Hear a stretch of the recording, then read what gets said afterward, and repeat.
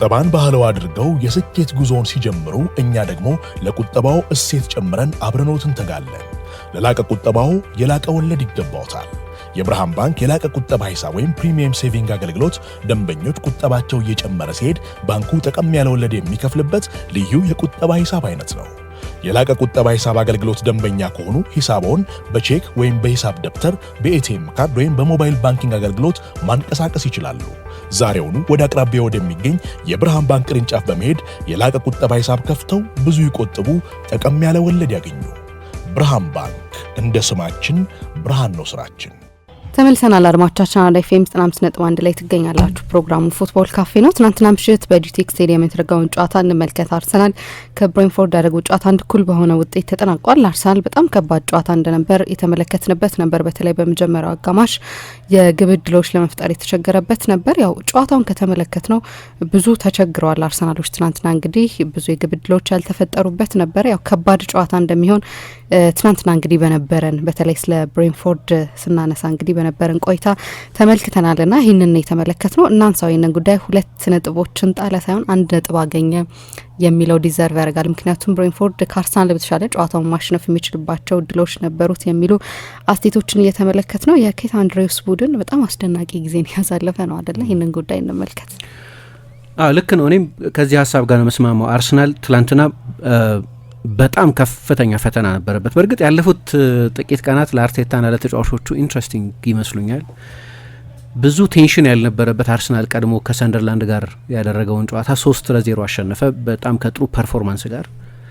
ከዚያ እሁድ ዕለት የነበረው ኤክስፔክቴሽን በብዙ ሰው ዘንድ በአርሰናል ደጋፊዎች ብቻ አይመስለኝም፣ በአርሰናል ተጫዋቾች ብቻ አይመስለኝም። የአርሰናል ተጫዋቾች እንደዛ ማሰብ ያለባቸው አይመስለኝም። ለነገሩ ፕሮፌሽናሎች ናቸው። ስለዚህ በእግር ኳስ ሁሉም ነገር ሊፈጠር እንደሚችል የበለጠ ይገነዘባሉ። ግን በሚዲያው በደጋፊዎች በኩል የነበረው ኤክስፔክቴሽን ማንቸስተር ሲቲ ወደ አንፊልድ ነው የሚሄደው። በአንፊልድ ያለው ታሪካዊ ሬከርድ ጥሩ አይደለም፣ ከባድ ጨዋታ ነው። ሲቲ በውድድር ዘመኑ ከሚቀሩት አስቸጋሪ ጨዋታዎች መካከል አንደኛው ያ ጨዋታ ነው እና ሲቲ በመጀመሪያ አጋማሽ ጥሩ ተጫወተ፣ ግን ጎል አላስቆጠረም። በሁለተኛው አጋማሽ ሊቨርፑል በጣም ጥሩ ተጫወተ፣ ጎል አስቆጠረ። እስከ 84ኛው ደቂቃ ድረስ አርሰናል በ9 ነጥብ በላይቭ ቴብሉ በ9 ነጥብ ይመራ ነበር። 9 ወይ 8 ቢሆን ከዛ በኋላ ሲቲ እንደው ቢበዛ አቻ ቢሆን ነው ብለሽ ነው የምትገምጪው። በተለይ የታየ ከነበረው የሁለተኛው አጋማሽ የሁለቱ ቡድኖች ፐርፎርማንስ በመነሳት እና እስከ 84ኛው ደቂቃ ድረስ ያው ፔፕ ጓርዲዮላ ከጨዋታው በኋላ 8ም 9ም ቢሆን በእኔ አይነት የማሰልጠን ልምድ ላለ ሰው ፕሪሚየር ሊጉ አያልቅም። 12 ጨዋታ 13 ጨዋታ እየቀረው እና አብዛኞቹ ጨዋታዎች ኮንስኮንስ ያላቸው መሆናቸው እየታወቀ ላለመውረድ፣ ለአውሮፓ ውድድሮች፣ ለፕሪሚየር ሊግ ሻምፒዮንነት ለምን የሚጫወቱ ቡድኖች ባሉበት እና በሁሉም ጨዋታዎች ላይ ፉክክሩ በሚጦዝበት ጊዜ ፕሪሚየር ሊግ 8ም 9ም ነጥብ ቢሆን አያልቅም ነበር ብዬ አምናለሁ። እንደዚህ አይነት አስተሳሰብ ነበረው አሰልጣኙ ቤርናርዶ ሲልቫ። ግን ለተጫዋቾቹ የነበረው ስሜት ያን ጨዋታ ማሸነፍ ወይ አለማሸነፍ የዋንጫ ፍክክሩ ማብቂያ እንደሆነ ልክ አብዛኞቻችን ከነበረን ፐርሰፕሽን ጋር የሚስማ የሲቲ ተጫዋቾች አስተሳሰብ ሊቨርፑልን ካላሸነፍን ፕሪሚየር ሊጉ እሁድ ያልቃል የሚል ግምት ነበረን። 8 ወይ 9 ነጥብ ቢሆን 12 13 ጨዋታ ብቻ እየቀረው አይደረስም፣ በጣም ከባድ ነው ከዛ በኋላ የሚል ግምት ነበረን። ፔፕ ምናልባት ነው የበለጠ ተስፈኛ ሰው ስለሆንኩ ሊሆን ይችላል ተጫዋቾቹ እንደዛ ካሰበው አላቅም፣ እኔ ግን አያልቅም ብዬ ነበር ማምነው አለ እና እስከ 84ኛው ደቂቃ ድረስ የቤርናርዶን እና የአብላጫውን ሰው አስተሳሰብ ልውሰድና ፕሪሚየር ሊጉ አልቆ ነበር ማለት ሪያሊስቲክሊ ማንቸስተር ሲቲ አርሰናል ላይ ሊደርስ የሚችልበት እድል ማለት ነው። ማቴማቲካል ሂሳባዊ ማለት አይደል። ሂሳባዊው 13 ጨዋታ ይቀራል ማለት 13 በ3 39 ነጥብ ለ39 ነጥብ ትጫወሻለሽ ማለት ነው። ሊያልቅ አይችልም እንደዛ። ግን ሪያሊስቲክሊ ከዛ በኋላ አርሰናል 3 ወይ 4 ጨዋታ ተሸንፎ ሲቲ ስትሬት ሁሉንም ጨዋታዎች አሸንፎ ሻምፒዮን ለመሆን ይቸግረዋል። ስለዚህ በአብዛኛው የሚኖረው ፐርሰፕሽን እሱ ነበር። ግን በጣም ድራማዊ በሆነ ሁኔታ ሲቲ ያንን ጨዋታ አሸነፈ። በቤርናርዶ ሲልቫና በኋላ በኤርሊንግ ሃላንድ የፍጹም ቅጣት ምት ጎል አሸነፈና የነጥብ ልዩነቱ 6 ሆኖ ቆየ። አሁን በደረጃ ሰንጠረዡ ላይ የተፈጠረ ልዩነት የለም። የተፈጠረው የሞመንተም ልዩነት ነው፣ የተፈጠረው የፐርሰፕሽን ልዩነት ነው እንጂ አርብ የነበረው ቅዳሜ ጠዋት የነበረው የደረጃ ሰንጠረዡ ላይ ያለ የነጥብ ልዩነት ነው ሰኞ ጠዋትም የነበረው 6 ነጥብ ነበር። እንዲያውም አንድ ጨዋታ ሲቲ የበለጠ አርሰናል ላይ መድረስ የሚችልበት የአንድ ጨዋታ እድል ማለት አንድ ጨዋታ ተቀንሶ ማለት ነው ከ24 ሳምንት በኋላ ነው 6 ነጥብ የነበረው። ከ25 ጨዋታዎች በኋላም 6 ነጥብ ሆነ። እንዲያውም እንደ አድቫንቴጅ ካየሽው ለአርሰናል ነው አድቫንቴጁ። ግን ሲቲ ያንን ጨዋታ ያሸነፈበት ድራማዊ ሁኔታ እና ያ ጨዋታ ሊያሳድር የሚችለው ስነ ልቦናዊ ተጽዕኖ ለሲቲ በጎ፣ ለአርሰናል አሉታዊ ዲፍሌሽን ሊፈጥር የሚችል ጨዋታ ነበር። ከዛ ቀጥሎ ደግሞ እንግዲህ 9 ሊሆን ይችል ነበር አልን አይደል? ድንገት 3 ሆነ። ረቡዕ ማታ ፉልሃምን አሸነፈና ሲቲ አርሰናል ወደ ብሬንፎርድ ከመሄዱ በፊት የነጥብ ልዩነቱ እሁድ 9 ሊሆን ይችል ነበር፣ 8 ሊሆን ይችል ነበር። ሮብ ግን 3 ሆነ ቀድሞ ስለተጫወተ ሲቲ ነው። ስለዚህ አርሰናል ፕሬሸር ውስጥ እንደሚሆን ግልጽ ነው ወደ ትላንትናው ጨዋታ ሲመጣ እና የሚገጥመው ቡድን ትላንትና እንዳልኩት ያለፉትን 10 ጨዋታዎች ብቻ ብንወስድ የ10 ጨዋታዎችን ፎርም ብንወስድ ከአርሰናል ቀጥሎ ሁለተኛው ብዙ ነጥብ የሰበሰበው ቡድን 11 ጨዋታ ነው። የትላንትናውን ከጨመርን ደግሞ ባለፉት 11 ጨዋታዎች ከሁሉም ቡድኖች ያው የፕሪሚየር ሊጉ መሪ ነው። ስለዚህ አርሰናል ነው ብዙ ነጥብ በነዛ ባለፉት 11 ጨዋታዎች። አሁን ከፎርም ቴብል በላይ ነው። ይሄ የአንድ ሲዝን 1/3 ገደማ እንደማለት ነው። 11 ጨዋታ ቀላል ሳምፕል አይደለም። በሲዝኑ በመጨረሻም ከሊቨርፑል የበለጠ ከሊቨርፑል እኩል ጨዋታ ያሸነፈ ቡድን ነው። ልክ ነው፣ ሊቨርፑል መጥፎ ሲዝን እያሳለፈ ነው። እሱ አንድ ጉዳይ ሆኖ ግን ብሬንፎርድ አሰልጣኙን ያጣ፣ በጋራ 39 ጎሎች ያስቆጠሩ የማጥቃት ተጫዋቾቹን በአንድ ጊዜ ያጣ፣ የቡድኑን የረጅም ዓመታት አምበል ያጣ ቡድን ኤክሰፕሽናል የሆነ የውድድር ዘመን እያሳለፈ ያለ ነው። በዚሁ ሜዳ ማንቸስተር ዩናይትድን 3-1 አሸንፏል። በዚሁ ሜዳ ከቼልሲ ጋር 2-2 ተለያይቷል። ሲቲ ያሸንፏል፣ ግን በጣም ተጨንቆ ነበር ያሸነፈው። ትልልቅ ቡድኖችን የማሸነፍ ታሪክ አለው። እሱ ብቻ ሳይሆን እንዳልኩት ባለፉት 10 ጨዋታዎች 20 ነጥብ ነበረው። የጨዋታው በአቬሬጅ 2 ነጥብ ያገኘ ነበረ ቡድን። አርሰናል 23 አንደኛ፣ ብሬንፎርድ ሁለተኛ፣ ሲቲ እና ማንቸስተር ዩናይትድ ሶስተኛና አራተኛ፣ አስቶን ቪላ አምስተኛ ናቸው። ባለፈው 10 ጨዋታ የፎርም ቴብል በጣም ጥሩ ቡድን ነው። በጂቴክ ደግሞ 7 ጨዋታ አሸንፏል በዚህ ውድድር ዘመን። በጣም ጠንካራ የሆም ፎርም ሬከርድ ካላቸው ቡድኖች መካከል አንደኛው ነው። እንግዲህ ከዚህ በፊት ከጨዋታ በፊት ሳምንቱ ለአርሰናል የበለጠ የተወሳሰበ እንደሆነ የምታውቂው የካይ ሃቨርትዝ ጉዳት ተሰማ። የሜሪኖ ጉዳት ቀድሞ የተሰማ ነው፣ ሰርጀሪ አድርጓል። ስለዚህ የእሱም ጉዳት ወራትን ከሜዳ የሚያረቅ እንደሆነ ታውቋል።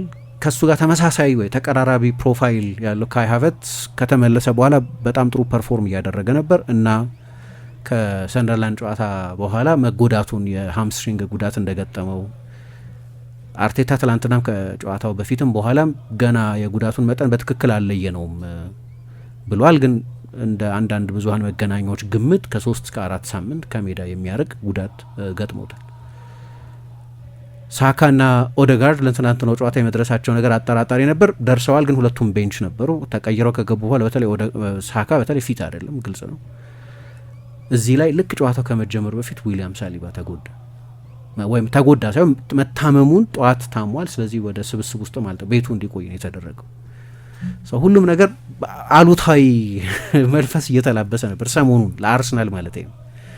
አሁን ያነሳሁት የሆነች ዳራ ለመስጠት ነው። ከእሁድ ጀምሮ የነበረው ከአርሰናል የሰንደርላንድ ድል በኋላ የነበሩት ሁኔታዎች በሙሉ የሆነ የሞመንተም ሺፍት እየተፈጠረ እንደሆነ የሚያሳዩ በጣም ትልልቅ ምልክቶች ነበሩ። ከዛ ወደ ብሬንፎርድ በምትሄድ በጣም ፊዚካል የሆነ በመልስ ውርወራዎች፣ በማዕዘን ምቶች፣ በአካላዊ አጨዋወት ግን ከነዚህ ባሻገርም እግር ኳሱ አክቹዋል እግር ኳስ በመጫወት በፕሬሲንግ በትራንዚሽን በጣም የተዋጣለት ዱዌሎች በማሸነፍ በጣም የተዋጣለት የሆነን ቡድን ነው ለመግጠም ወደዚህ ስቴዲየም የሄደው።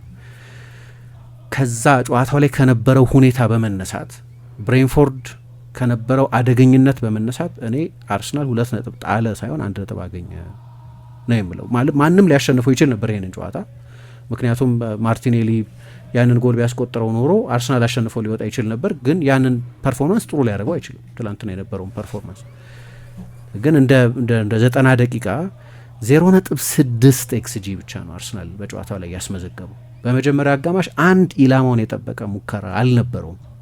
የመጀመሪያ አጋማሽ ጭራሽ አርሰናል ፐርፎርማንስ በሲዝኑ ካየናቸው ደካማ የማጥቃት ፐርፎርማንሶች መካከል አንዱ የነበረበት፣ በጠቅላላው አንድ ሙከራ ያደረገበት፣ አንድም ትልቅ የጎል እድል ያልፈጠረበት፣ ያ ብቸኛ ሙከራም የጋብርኤል ከማዕዘን ምት የነበረ ሙከራ ብቻ፣ እሱም ኢላማውን ያላገኘ ሙከራ ብቻ የነበረበት። ኦኬ ወደ 60% ፖሴሽን ነበረው፣ ግን 0.12 ኤክስጂ ብቻ የነበረበት።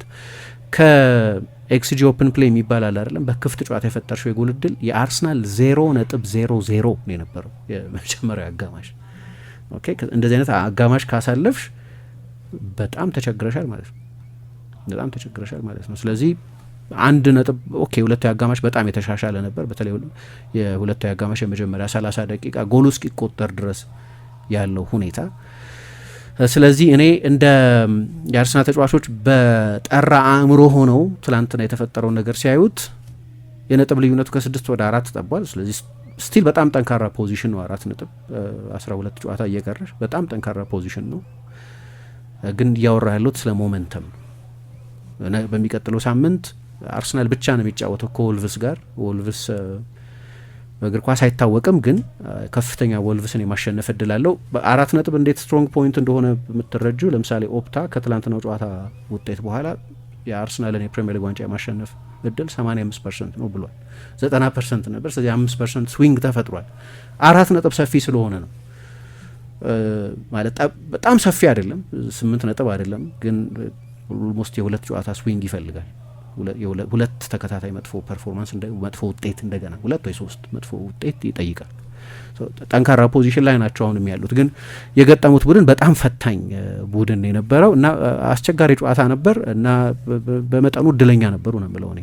አቻ በመውጣታቸውም እድለኛ ነበሩ። በጣም ኃይለኛ ከፍተኛ ኢንቴንሲቲ ቡድን ነው። በተለይ ደግሞ የአርሰናል ጥንካሬ አድርገን የምንቆጥራቸው የማዕዘን ምትና የቅጣት ምት በሚገኝበት ጊዜ የፍጹም ቅጣት ምት ሳጥኑ ትርምስ የበዛበት ይሆናል፣ ኬኦቲክ ይሆናል። ለእንትና ኮሜንትሪ ላይ ሰምተሹ እንደሆነ የአርሰናልን መድኃኒት ነው አርሰናል ላይ የተጠቀሙት። አርሰናል ሌሎች ቡድኖች ላይ የሚያደርገውን የፍጹም ቅጣት ምት ቦክስ ውስጥ የሚፈጠር ትርምስ አለ። 21 የሴት ፒስ ጎል አስቆጥረው አይ ቲንክ በሁሉም ውድድር ወደ 30 በአውሮፓ አንደኛ ነው ብዙ የቆሙ ኳስ ጎሎችን በማስቆጠር ሀሳብ አለው፣ ይገባኛል። የማዕዘን ምቶቹ የቅጣት ምቶቹ ብዙ ዝግጅት ዝርዝር ሪሰርች የሚደረግባቸው ፕሬፓሬሽን ከዛ ሜዳ ውስጥ መተግበር ያለባቸው ናቸው። ግን ዋናው ኤሌመንት ደግሞ ፍጹም ቅጣት ምት ሳጥን ውስጥ ኤግዚኪዩሽን መፍጠር ነው። ስለዚህ ነገር ዳቪድ ራያ ያውቃል። ዳቪድ ራያ የብሬንፎርድ ግብ ጠባቂ ነበር። ኬት አንድሪውስ የብሬንፎርድ የቆመ ኳስ አሰልጣኝ በነበረበት ጊዜ እሱ ግብ ጠባቂ ነበር። ብሬንፎርድ ለቆመ ኳስ ከአርሰናልም ከሌሎቹም በዚህ አሁን በጣም ከሚደነቁት ወይም ጠንካራ ከሚባሉት ቡድኖችም ቀድሞ ይቺን ማርጂናል ጌን ያወቀ ነው። ለምሳሌ የአቻነቱ ጎል ሲቆጠር የመልስ ውርወራው በማይክል ካዮዴ አማካኝነት ነው የተወረወረው እና ትላንት ሳላነሳው ቀረው እንጂ ከዚህ በፊት ጠቅሼው አውቃለሁ። ማይክል ካዮዴን ከፊዮረንቲና ሲያመጡ አናላይዝ ካደረጓቸው የተጫዋቹ ጥንካሬዎች መካከል አንደኛው የመልስ ውርወራው ጥንካሬ ነው። የብሬንፎርድ ዋና የማጥቂያ መንገዶች ከሆኑት መካከል 4 ጎል አስቆጥረዋል። ትላንትና ካስቆጠሩት ጎል ጋር ተደምሮ በዚህ ውድድር ዘመን በመልስ ውርወራ ብቻ። ቼልሲ ላይ ታስታውሺ እንደሆነ ሲዝኑ እንደተጀመረ 2-0 ቼልሲ ይመራ ነበር። ከ90ኛው ደቂቃ በኋላ ያቻኑትን ጎል ያስቆጠሩት በዚሁ መንገድ ነው እና 4 ጎል አስቆጥረዋል። በመልስ ውርወራ ብቻ 4 ጎል ማስቆጠር የሚገርም ነው። ያንን ለማድረግ ተጫዋች ያስፈልጋል። የምታሰለጥኙ አይመስለኝም። ወይ ያለሽ ወይ የለሽም የመልስ ውርወራ ችሎታ። ካዮዴ አሁን በቃ ናቹራል ይሁን ወይ በልጅነቱ ዴቨሎፕ ያደረገው ነገር ይሁን በጣም ኃይለኛ የመልስ ውርወራ ችሎታ ያለው ተጫዋች ነው። ወደ ሴፕ ቫንደበርግ የቀድሞ የሊቨርፑል ወጣት ተከላካይ ወደ እሱ ነበር ኳሱን የወረወረው። ግን እሱ የመጀመሪያውን ኳስ ከማሸነፉ በፊት የአርሰናል የቆመ ኳስ ለመከላከል የተዘጋጁትን ተጫዋቾች ይዞራቸው ነበር። ኬዎስ መፍጠር፣ ብዙ ሙቭመንት መፍጠር፣ አለመረጋጋት መፍጠር። ጎሉ ከመቆጠሩ በፊትም ጎሉ ከተቆጠረም በኋላ በጣም ጠንካራ ዌፐን ነበር። እኔ ልታደርግ የምትችው አርቴታ ከጨዋታው በኋላ መፍትሄው መጸለይ ነው አለ። አንደኛው መጸለይ ነው፣ ሁለተኛ ፕሪቨንት ማድረግ ነው አለ። እነዛን የመልስ ውርወራ በቀጥታ ወደ ሳጥን መወርወር የሚችሉባቸውን እድሎች አንዳንዴ ተራ ጥፋት በመስራት የቅጣት ምት በመስጠት ወይም በማይሆን ቦታ የእጅ ፎሪ በማውጣት እነዛ እድሎች እንዲኖራቸው አለማድረግ ነው። የመጀመሪያው መፍትሄ ፕሪቨንት ማድረግ ነው። ሁለተኛ ከጨዋታው በፊትም ለተጫዋቾች የተናገርኩት ልክ ለህይወታችሁ እንደምትፋለሙ ሳጥን ውስጥ መከላከል አለባችሁ። እንደዛ ካልሆነ በስተቀር እድል የለንም ብያቸው ነበር። በተለይ በዚህ በሌላ መንገድ በጣም ጠንካራ ቡድን ነው፣ ግን በዚህም በጣም አደገኛ ቡድን ነው የሚል አስተያየት ሰጥቷል። ዩ ሃቭ ቱ ፕሬይ ብሎ ነው የመለሰው የመልስ ውርወራችን በተመለከተ እና ፍጹም ቅጣት ምት ሳጥን ውስጥ ደግሞ ይሄ ሰምተሹ እንደሆነ ሴፕ ቫንደበርግ ከፕሪሚየር ሊግ ቲቪ ጋር ከጨዋታው በኋላም ሲናገር ለነ ጀርሜን ደፎና ቴዮ ዋልኮት ከማዕዘን ምት ይሻለናል አለ። ከማዕዘን ምት ይሻላል ምክንያቱም ሳጥን ውስጥ ከተወረወረ ኳሱ ኃይል ስለማይኖረው ቢከላከሉት እንኳ አንድ የአርሰናል ተጫዋች ኳሱን በጭንቅላቱ እንኳ ቢያረቀው አይወጣም ከሳጥኑ አካባቢ ያለ ኳሱ። በማዕዘን ምት ስትመጪ ኃይል አለው አይደል? ስለዚህ ዳይሬክሽን ነው የምትሰጪው ማለት ነው። ኃይል ኖሮት የሚመጣ ኳስ ካለ ክሊር ለማድረግ በጣም ቀላል ነው ካሸነፍሽ የመጀመሪያውን ኮንታክት። ይሄኛው ግን ቢያሸንፉት እንኳን አለ ተወርውሮ ሳጥን ውስጥ አንድ የአርሰናል ተጫዋች እንበል ጋብሪኤል ወይ ሞስኬራ ወይ አንዱ ተጫዋች የመጀመሪያውን ኮንታክት እንኳ ቢያሸንፍ ኳሱ አይርቅም፣ እዛው ባውንስ ያደርጋል፣ አይሄድም። ሁለተኛ ልክ እንደ ማዕዘን ምት እንደዚህ ስወርቭ አድርጎ ተጠቅልሎ መጥቶ ምናምን የሚመጣ ኳስ አይደለም።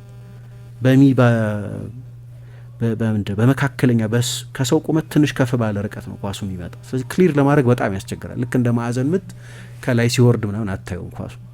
ስለዚህ በጣም አስቸጋሪ ነው። ከዚህ በፊት ስለ መልስ ውርወራዎች በዚህ የውድድር ዘመንም ባለፉት ጥቂት ዓመታትም ፋሽነብል የሆኑ መምጣት አንድ ፕሮግራም እንደሰራ እናስታውሳለሁ። እና ለሚከላከለው ቡድን በጣም እንግዳ ነበር። አሁን ድሮ የሳም አለርዳይስ ወይም የቶኒ ፑሊስ ቡድኖች በዚህ ማስተር ነበሩ፣ ግን አሁን የበለጠ ሪሰርችድ የሆነ የበለጠ ታክቲካዊ ግብአቶች የተጨመሩበት አይነት ነው እና ልክ እንግዲህ አርሰናል ቀድሞ ጎል አስቆጥሮ ነበር በሁለተኛ አጋማሽ እንዳልኩት ከማርቲን ኦዴጋርድ መግባት በኋላና ከኤቤሪች ኤዜ ተቀይሮ መውጣት በኋላ 45ኛው ደቂቃ ላይ ቀይሮ አስወጥቶታል።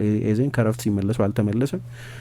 የአርሰናል አጫዋት በብዙ ረገድ ከመጀመሪያ አጋማሽ ተሻሽሎ ነበር እና የኮስት ቱ ኮስት የሚሉት ከአንደኛው ክንፍ ወደ ሌላኛው የተሻገረ ክሮስ ነው ከፒየሮ ኢንካፒዬ ለኖኒ ማድዌኬ ረጅም ነው ለክንፍ ተጫዋች። እንደ ክንፍ ተጫዋች ብዙ ጊዜ ክንፍ ተጫዋቾች አጫጭር ስለሆኑ በቁመት እዛው አርሰናል ውስጥ ያሉትን ተጫዋቾች ብታወዳድሪ ትሮሳር፣ ሳካ አይነት ተጫዋቾች ናቸው ብዙ ጊዜ ክንፍ ተጫዋቾች ቁመት። የኛው ረጅም ነው ተጠቀመ ቁመቱንና በጣም ኢንትረስቲንግ የሆነ ጎል ነበር። ከፒየሮ ኢንካፒ የመጣ ክሮስ ነው። ወደ ግራው ሺፍት እያደረገ ስለነበር ኪቪን ከለህር ማገገም የሚችልበት እድል አልነበረውም ያንን ሙከራ ለማዳን አንድ ጊዜ ሚዛኑን ስቶ ስለነበር እና አርሰናል በሁለተኛ አጋማሽ የመጀመሪያ አጋማሽ ከማብቃቱ በፊት የነበረው 15-30 ደቂቃ ላይ የጎል እድል ባይፈጥርም ግን ጨዋታውን መቆጣጠር ጀምሮ ነበር። ኳስ የበለጠ መቆጣጠር ጀምሮ ነበር። የሜዳ ስፍራ የበለጠ መቆጣጠር ጀምሮ ነበር። ነገር ግን ከሁለተኛ አጋማሽ መጀመር በኋላ ግን ሁለተኛ ጎል ሊያስቆጥሩ የሚችሉበት እድል ነበራቸው። እዛ ጋር ያለ ልክ ብዙ ፓስ ማብዛት ልለው ይችላለሁ። ዴክላን ራይስ ለቪክቶር ዮኬሬስ ኳስ ለማቀበል ያ ኳስ ዮኬሬስ ጋር ቢደርስ ያው ጎል ነው። እዛው ጎሉ አፋፍ ላይ ነው የነበረው። ራይስ ራሱ መምታት ነበረበት። አሁን እንግዲህ ብዙ የጎል እድል በማይፈጠርበት ጨዋታ አርሰናል በጠቅላላው 7 ሙከራ ባደረገበት በመጀመሪያ አጋማሽ 1 ሙከራ ብቻ ባደረገበት በመከላከልም በጣም የተዋጣለት ከሆነ ቡድን ጋር እየተጫወተ በነበረበት ጊዜ አልፎ አልፎ ነው ንጹህ የጎል እድል የሚገኘው እና የጎል እድሉ የተፈጠረበት መንገድ በጣም አስደናቂ ነው። ፕሮሰሱም ግሩም ነው። ግን ፐርፌክት የሆነ ጎል ለማስቆጠር የፈለጉ መሰለኝ። ራይስ ቀድሞ መወሰን ይችል ነበር፣ ወደ ጎል መምታት ይችል ነበር። ለዮኬሬስ ነበር ለመስጠት የሞከረው። ያ ደግሞ ከአዮዴ መጥቶ ኢንተርሴፕት እንዲያደርገው እድል ሰጠው እና ጎሉ ሳይቆጠር ቀረ። ከዛ ከ3 ደቂቃ በኋላ ነው ይኸው ከአዮዴ ያንን የመልስ ውርወራ ወደ ሳጥን የላከው። ሴፕ ቫንደበርግ የመጀመሪያውን ኳስ ከጋብሪኤል በልጦ ያሸነፈው። ከዛ ኪን ሉዊስ ፖተር ተቀይሮ ሊወጣ ልክ ያቺ የመልስ ውርወራ ከመወረወሯ በፊት ነው የማዕዘን ምት ነበር መጀመሪያ። የማዕዘን ምቱን ክሊር ካደረጉ በኋላ ነው ሳካ ወደ ውጭ ያወጣው። በነገራችን ላይ እዚህ ጋር አንድ ኢንትረስቲንግ ነገር ቴዎ ዋልኮትም ሲያነሳው ሰምቻለሁ። በተለይ የሚከላከል ቡድን የማዕዘን ምት ተገኘ፣ የማዕዘን ምቱን የሚከላከለው ቡድን ብዙ ጊዜ ተጫዋች አይለውጥም። የሚያጠቃው ቡድን ሊለውጥ ይችላል፣ የማጥቃት ለውጥ ሊያደርግ ይችላል። የሚከላከል ቡድን ግን ሰብስቲቲዩሽን በዛ ሰዓት ተጫዋች መለወጥ ፎከስ ይወስዳል፣ ኦርጋናይዜሽን ያዛባል ተብሎ ስለሚታሰብ ምክንያቱ ያ ላይሆን ይችላል። ግን ሳካ ነው ኳሱን ያወጣው። ልክ ያ የማዕዘን ምት ከመመታቱ በፊት ነው ሳካ ተቀይሮ እንዲገባ ይሆኑ። በዛው ተመሳሳይ ጊዜ ጆርዳን ሄንደርሰንና ክሪስተን ዳምስጋርድን አዘጋጅቶ ነበር ኬት አንድሪውስ የብሬንፎርዱ አሰልጣኝ።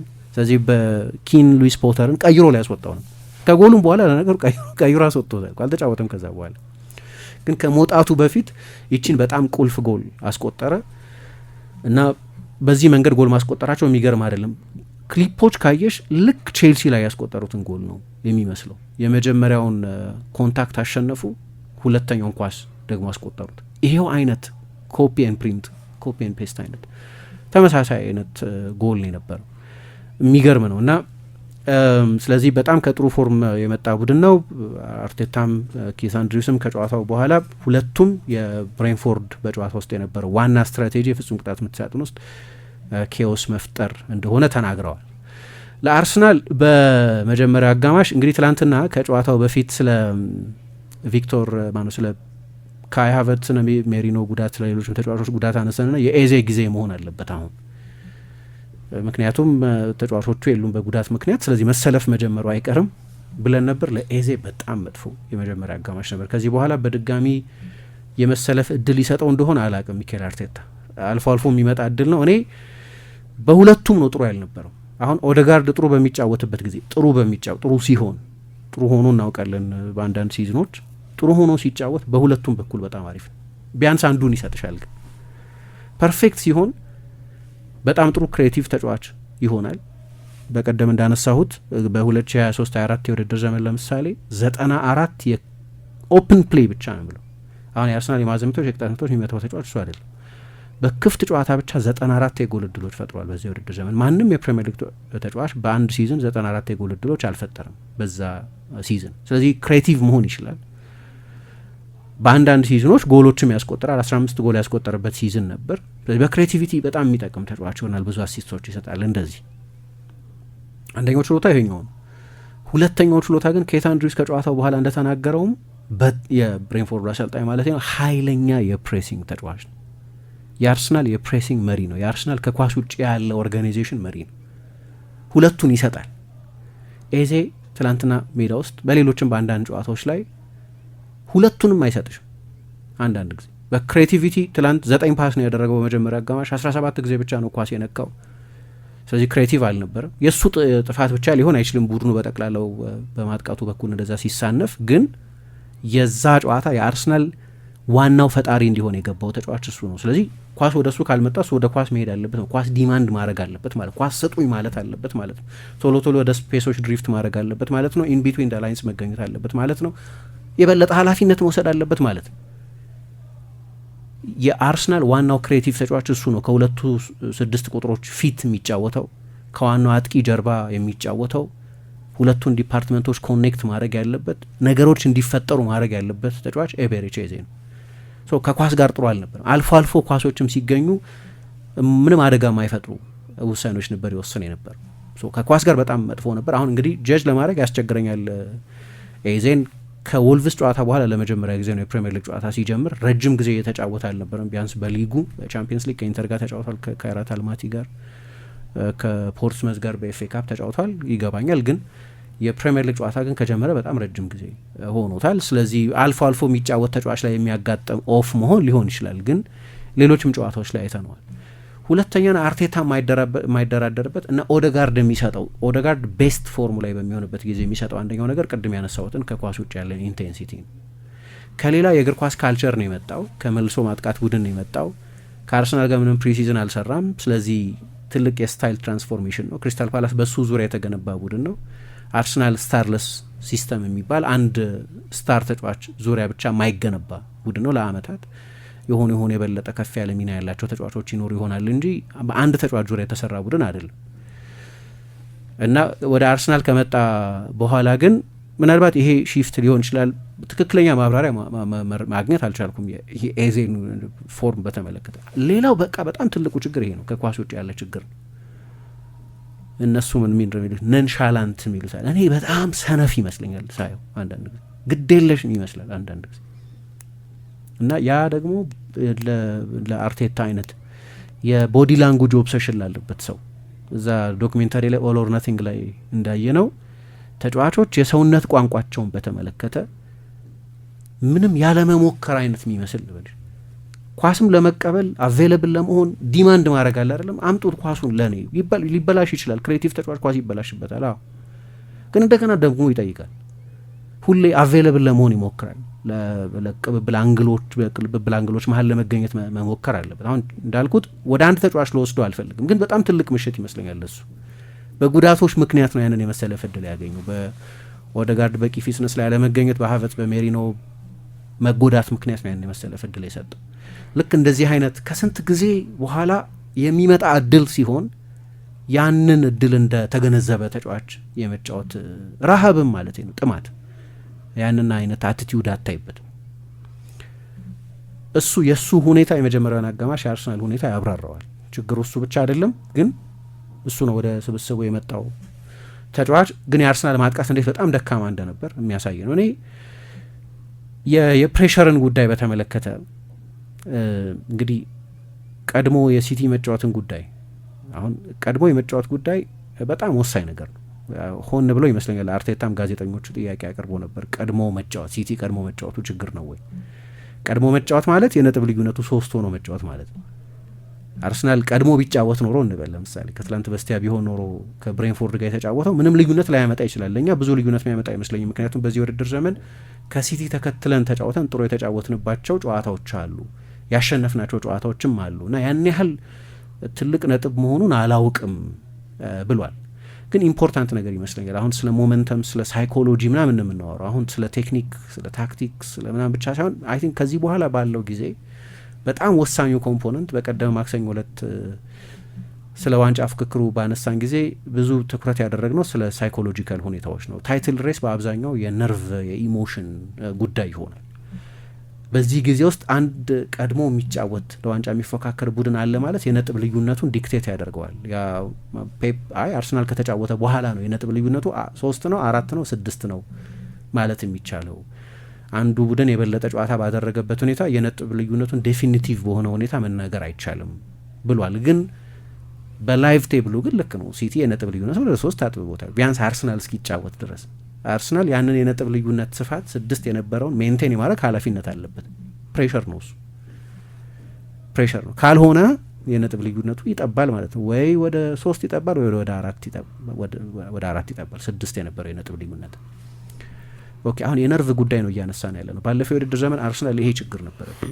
ሌሎች ችግሮች ነበሩበት። አርሰናል ዋንጫ ያልወሰደው ሊቨርፑል ከተጫወተ በኋላ ስለተጫወተ አይደለም። አንድ ምክንያት ግን ነው፣ ካፒታላይዝ አያደርግም። ለምሳሌ ሊቨርፑል ነጥብ ይጥልና አርሰናል አብሮ በተመሳሳይ ሳምንት ነጥብ የሚጥልባቸው ጊዜያት ነበሩ። አንድ ጊዜ እንዳነሳ ነው አስታውሳለሁ። በዚህ ውድድር ዘመን አርሰናል ለ4ተኛ ጊዜ ነው ትላንትና ሲቲ ቀድሞ ከተጫወተ በኋላ ነጥብ ሲጥል። አሁን ይሄ በቀጥታ ከኢሞሽን ጋር የሚገናኝ ነው። ለምሳሌ አርሰናል ማንቸስተር ሲቲ ወልቭስን ካሸነፈ በኋላ ከማንቸስተር ዩናይትድ ጋር ይጫወት ነበር። ቀዳሚ ነው ወልቭስን ያሸነፈው። ኤንድ ዩ ሹድ ኤክስፔክት ማንቸስተር ሲቲ ወልቭስን እንደሚያሸንፍ በአንቺ የአእምሮ ዝግጅት ላይ ሊፈጥር የሚገባው ችግር ያለ አይመስለኝም። ግን እንደዛ ነው። የዋንጫ ፍክክር በሚመጣበት ጊዜ የተጫዋቾች አእምሮ ውስጥ ብዙ ጨዋታ ይፈጠራል። ኮሌክቲቭ የተጫዋቾቹ ስሜት ውስጥም ብዙ ጨዋታ ይፈጠራል። ያ የአርሰናል ጨዋታ የማንቸስተር ዩናይትድና የአርሰናል ጨዋታ በ3-2 ማንቸስተር ዩናይትድ ያሸነፈው ጨዋታ በአርሰናል በኩል ከፍተኛ ኢሞሽን የነበረበት ከፍተኛ ነርቨስነስ የነበረበት ስቴዲየም ውስጥም የነበረው ስሜት ተመሳሳይ ነው። በዛ ሰሞን ብዙ ስናነሳ እንደነበረው ቀድሞ የነጥብ ልዩነቱ መጥበቡ በአርሰናል ተጫዋቾች አእምሮ ውስጥ ችግር ፈጥሯል። በሌሎችም አጋጣሚዎች ኢቨን ሲቲ ነጥብ በጣለባቸው ጨዋታዎችም ማለት ነው ነጥብ ሲቲ በጣለበት ጊዜ ያለሽ የፕሬሸር አይነት ደግሞ የተለየ ነው። የነጥብ ልዩነቱን እንደገና ሜንቴን ማድረግ አለብን ሳይሆን አሁን እድል አግኝተናል የነጥብ ልዩነቱን ማስፋት አለብን የሚል ፕሬሸር አይነቱ የተለየ ነው። ግን ጫናው ተመሳሳይ ነው እና ለምሳሌ ማንቸስተር ሲቲ ከቀድሞ ተጫወተ። አርሰናል ከኖቲንጋም ፎረስት ጋር ከመጫወቱ በፊት የማንቸስተር ደርቢ ጨዋታ ነበር እና ሲቲ ተሸነፈ። ሲቲ የተሸነፈበትም ሁኔታ መሸነፉ ብቻ የተሸነፈበትም ሁኔታ ሻምፒዮን የሚሆን ቡድን አይመስልም ነበር። እዛ ጨዋታ ላይ በዩናይትድ የተወሰደበት ብልጫ ጨዋታው በቀላሉ 5 ወይ 6-0 ሊሆን ይችል ነበር። የነበረው ፕሬሸር አርሰናል ኖቲንጋም ፎረስትን አሸንፎ የነጥብ ልዩነቱን የበለጠ የማስፋት ፕሬሸር ነው አይደል? ከኖቲንጋም ፎረስት ጋር ተጫወተና አቻ ተለያየ። ዝም ብለሽ ካየሽው የነጥብ ልዩነቱን ከ6 ወደ 7 አስፍተውታል። ግን 9 ሊሆን ይችል ነበር። በበቂ መጠን የልዩነቱን አላሰፉትም። ሌላ በጣም ኢሞሽናል የነበረው ጨዋታ ከሊቨርፑል ጋር ያደረጉት ጨዋታ ነው። ከሊቨርፑል ጋር አርሰናል ከመጫወቱ በፊት ማንቸስተር ሲቲ ከብራይተን ጋር ተጫውቶ አቻ ተለያይቶ ነበር። እንደገና ሌላ የነጥብ ልዩነቱን ማስፋት የሚችሉበት እድል ነበራቸው።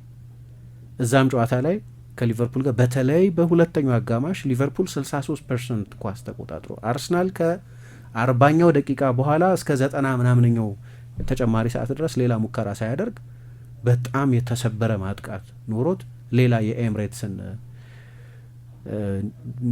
ነርቨስነስ ኒውሮሲስ ያየንበት ጨዋታ ሆነ እና የነጥብ ልዩነቱ ሰፋ በነበረው ቀጠለ። ሲቲ ማቻ ስለነበር የተለያየው ግን ያመለጠ አጋጣሚ ሆኖ ተቆጠረ። ምክንያቱም ሊቨርፑል ወደዛ ጨዋታ ሲመጣ በጥሩ ሰሞን ላይ አልነበረም። ቀድሞ ሲጫወት ግን እንደዛ አይደለም። ስለዚህ የፕሬሸር ጉዳይ እንደሆነ የምትገነዘቢው ቀድሞ ሲጫወት አርሰናል ለምሳሌ ባለፈው ከሰንደርላንድ ጋር ሲጫወት ሲቲ እሁድ ከሊቨርፑል ጋር እንደሚጫወት ያውቃል። ስለዚህ ፕሬሸሩ ተመሳሳይ አይደለም። ቀድሞ ነው የሚጫወተው። አሸነፈ ሰንደርላንድ። ምንም ነርቨስ አለ ተጫዋቾችም ነርቨስ አልነበሩም። ስቴዲየም ውስጥ የሚሆን ሌሎች ጨዋታዎች ላይ የምናየው ሲቲ ከተጫወተ በኋላ ሲቲ ነጥብ በመጣሉም ይሁን ነጥብ የበለጠ በማጥበቡ ምክንያት የሚኖረው የተለያየ አይነት ጫና ያንን ጫና ኮፕ ማድረግ ልማድ ነበራቸው። ባለፈውም በሊድስ ጨዋታ ላይ ተመሳሳይ ነበር። ሲቲ ከቶተናም ጋር ከመጫወቱ በፊት ነበር አርሰናል በጥሩ ፎርም ላይ ካለው ሊድስ ጋር የተጫወተው 4-0 አሸነፈ። እዛም ላይ ምንም የጫና ስሜት አላየን። አርሰናል ቦርንመዝን ሲያሸንፍ 3-2 ሲቲ ከቼልሲ ጋር ከመጫወቱ አንድ ቀን ቀድሞ ነበር ጨዋታውን ያደረገው እና ያንንም ጨዋታ አሸነፈ። ከአስቶን ቪላ ጋር አስቶን ቪላን ከሲዝኑ ቤስት የአርሰናል ብቃቶች መካከል አንዱን ባየንበት ጨዋታ ያንን ጨዋታ ከማድረጋቸው በፊት ሲቲ አልተጫወተም። ሲቲ ቀጥሎ ነበር ይጫወት የነበረው። ያንንም ጨዋታ 4-1 አሸነፈ። አሁን ጥያቄው ለዚህ ነው ለአርቴታ የቀረበው ቀጥሎ የመጫወት ጉዳይ ተብሎ ሲጠየቅ እኔ አይመስለኝም ማለት ትላንትና አይመስለኝም። ምክንያቱም ጥሩ የተጫወትንባቸው ያሸነፍንባቸው ጨዋታዎችም አሉ ማንቸስተር ሲቲ ከተጫወተ በኋላ ሚል አስተያየት ይሰጣል። በእርግጥ ብራይተንንና ኤቨርተንን ሲቲ ከተጫወተ በኋላ ገጥሞ ነው ያሸነፈው፣ ግን ሁለቱም የጭንቅ ጨዋታዎች ናቸው። የብራይተን ጨዋታ በጣም ግሩም ፐርፎርማንስ ነበር፣ ግን ያቺ አንድ ጎል ከተቆጠረች በኋላ ስቴዲየም ውስጥ የነበረው ውጥረት የማይታመን ነበር። ከኤቨርተንም ጋር ተመሳሳይ ነው። በቪክቶሪዮ ኬሬስ የፍጹም ቅጣት ምት ጎል ነው ያሸነፉት። አርሰናል የፍጹም ቅጣት ምት ሊሰጥ ይችል ነበር ሳሊባ ሳጥን ውስጥ በሰራው ጥፋት ምክንያት። አጣብቂኝ ውስጥ የነበረ የ1-0 መሪነት ነው እና ትላንትም የዚሁን ተከታይ ነገር ነው ያየነው እና ከተጀመረበት ጊዜ ጀምሮ ያ የጫና ስሜት እንዳለበት ቡድን ነው ሲጫወት የነበረው። ጥሩ ምልክት ያልነበረው መቼ ነው? ገና 2 ደቂቃ ምናምን እንደሆናቸው በቀጥታ ወደ ማዕዘን የምታወጣ ጋብርኤል ለራያ ኳሱን ሰጣለሁ ብሎ። ስለዚህ ብሬንፎርድ አንስተን ነበር አይደለም፣ የሴት ፒስ ጨዋታ ሊሆን ይችላል ይሄ ጨዋታ። ሁለቱም በሴት ፒስ በጣም ጥሩ ቡድኖች ስለሆኑ በጊዜ ነው ለብሬንፎርድ የማዕዘን ምት የሰጡት። የተናጠል ስህተቶች ነበር። አሁን ተጫዋቾቹ ነርቨስ ሆነው ነው ዝም ብሎ ንጹህ ቴክኒካዊ ስህተት ሰርተው ነው በቂ ማብራሪያ መስጠት ምንችል አይመስለኝም። ምሳ ግን ለእኔ የአእምሮ ጉዳይ በጣም ወሳኝ ነው በዋንጫ ፍክክር ውስጥ። ለዛ ነው ከዚህ በፊት በአርሰናል ውስጥም ቢሆን የተለያዩ ዋንጫዎችን የማሸነፍ ታሪክ ያላቸው ተጫዋቾች ኃላፊነት ምናልባት የጋብርኤል ኤንዛ አይነት ብዙ ዋንጫዎች የማሸነፍ በማንቸስተር ዩናይትድ፣ በሪያል ማድሪድ፣ በአርጀንቲና በምን ዋንጫ የማሸነፍ ታሪክ ያላቸው ሰዎች የኮችንግ ስታፍ አባላት ሊሆኑ ይችላሉ፣ የተጫዋቾቹ ሊሆኑ ይችላሉ። በጣም ከፍተኛ ዋጋ ሊኖራቸው ይችላል። በዚህ በታይትል ራኒኑ እንል የነበረው ለዚህ ነው እና ወደ ውጭ ያወጣው ኳሱን ጋብርኤል መጀመሪያ ገና እንደተጀመረ፣ ከዛ ትንሽ ቆይቶ በጣም አደገኛ ፋውል ሰራ፣ ቢጫ ካርድ የሚያሳይ ፋውል። ጋብርኤል በነገራችን እድለኛ ነው ትላንትና በሁለተኛ ቢጫ አለመውጣቱ። 82ኛው ደቂቃ ላይ በቀላሉ ሌላ ቢጫ ካርድ ሊያሰጥ የሚችል ጥፋት ሰርቶ ነበር። ኬስ አንድሪውስ 82ኛው ደቂቃ ነበር አይደለም አሉ። ስለዚህ 8 ደቂቃ 90 ደቂቃ ይቀረው ነበር። ከዛ 7 ደቂቃ ጨምረዋል ሰውየው 15 ደቂቃ ማለት ነው። ኦኬ 15 ደቂቃ እኛ 11 አርሰናል 10 ሆኖ ቢጫወት ልናሸንፍ እንችል ነበር። ያ ጋብርኤል በቀይ መውጣት ነበር በቀላሉ ሁለተኛ ቢጫ ካርድ ሊያስወጣ የሚችል። ይሄ ከአእምሮ ጋር የሚገናኝ ነው ወይ ይመስላል። ነው ማለት አይቻልም። ዴፊኒቲቭ መልስ መስጠት አይቻልም። ግን ያ ጫና የሚሰማው ቡድን ውስጥ የሚታዩ አንዳንድ ስህተቶች አሉ፣ ተዘውትረው የማይታዩ ስህተቶች። ራያም ለምሳሌ አንድ የመልሶ ማጥቃት በፍጥነት ለማስጀመር ብሎ ለራይስ ለመስጠት ነበር የሞከረው። ኳሱ ተመልሶ መጣ፣ ለማቲያስ ጄንሰን ነበር የሰጠው። ራሱ ነው በመጀመሪያ አጋማሽ በጨዋታው ላይ በሁለቱም ቡድኖች በኩል የተፈጠረውን ትልቁን የጎል ማስቆጠር እድል ግብ ጠባቂው ራሱ ያዳ ነው። በጣም ግሩም ሙከራ ነው። ግብ ጠባቂውን በዛው መጠን በግሩም ሁኔታ ነው ሙከራውን ያዳ ነው። ግን ተጫዋቾቹ በግል የሚሰሯቸውን እንደዚህ አይነት ስህተቶች ስታይ የሲቲ ቀድሞ መጫወት የአንፊልዱ ጨዋታ ኢሞሽን ሰሞኑን ያለው በመጠኑ ሞመንተም ሺፍት የማድረግ ነገር የሚመስል ነው ልል የምችለው። በተጫዋቾቹ አእምሮ ውስጥ መገኘት አይቻልም፣ ግን ብታያቸው ቴክኒካዊ ስህተቶች ያንን የሚመስሉ ናቸው። ብዙ የኳስ ቁጥጥር፣ በቂ ሪስክ አለመውሰድ። ለምሳሌ ምናልባት ለኤዜ ትንሽ እንዴት ኤክስኪውዝ ላደረግለት እችላለሁ። አርሰናል ለምሳሌ በፋይናል ሰርድ ላይ የነበረውን የፓሲንግ አኪሬሲ ልንገርሽ ትለን 84% ነው። በጣም ከፍተኛ ነው 84%። ግን ከፍተኛ ነው ማለት ጥሩ ነው ማለት ግን አይደለም። ብዙ ሪስክ እየወሰድሽ አይደለም ማለት ሴፍ ነው ማለት ነው። ለምሳሌ የብሬንፎርድ 54% ነው የነበረው። በሶስተኛው የሜዳ ክፍል ወደ አርሰናል ሜዳ ከመጡ በኋላ ወደ አደጋው ክልል ከመጡ በኋላ የበለጠ ሪስክ ይወስዳሉ ማለት ነው። የበለጠ ሪስክ ትወስጃለሽ ማለት የበለጠ ይበላሻል። ኦፍኮርስ ግን ነገሮች ለመፍጠር እየሞከርሽ እንደሆነ ግን ያሳያል። የአርሰናል ደግሞ ሴፍ ነው፣ ሶ ፎርስ አያደርጉም። 84% የሚያስደስት ስታት አይመስለኝም። እኔ አሁን የወሰድኩት ስታት ጠቅላላ የፖሴሽን ስታቱን አይደለም። ኦፍኮርስ 60% ፖሴሽን ነበር አርሰናል። የቡድኑ የፓሲንግ አኪሬሲ ከ90% ገደማ ነበር በጠቅላላው። ግን ስፔሲፊክ ነው። ሶስተኛ የሜዳ ክፍል ላይ ሪስክ መውሰድ አለብሽ እና ያ በአርሰናል ክሬቲቭ ተጫዋቾች እየተወሰደ ያልሆነ ሪስክ ነው። ስለዚህ ስህተት እየፈራሽ ነው የምትጫወቹ ማለት ነው።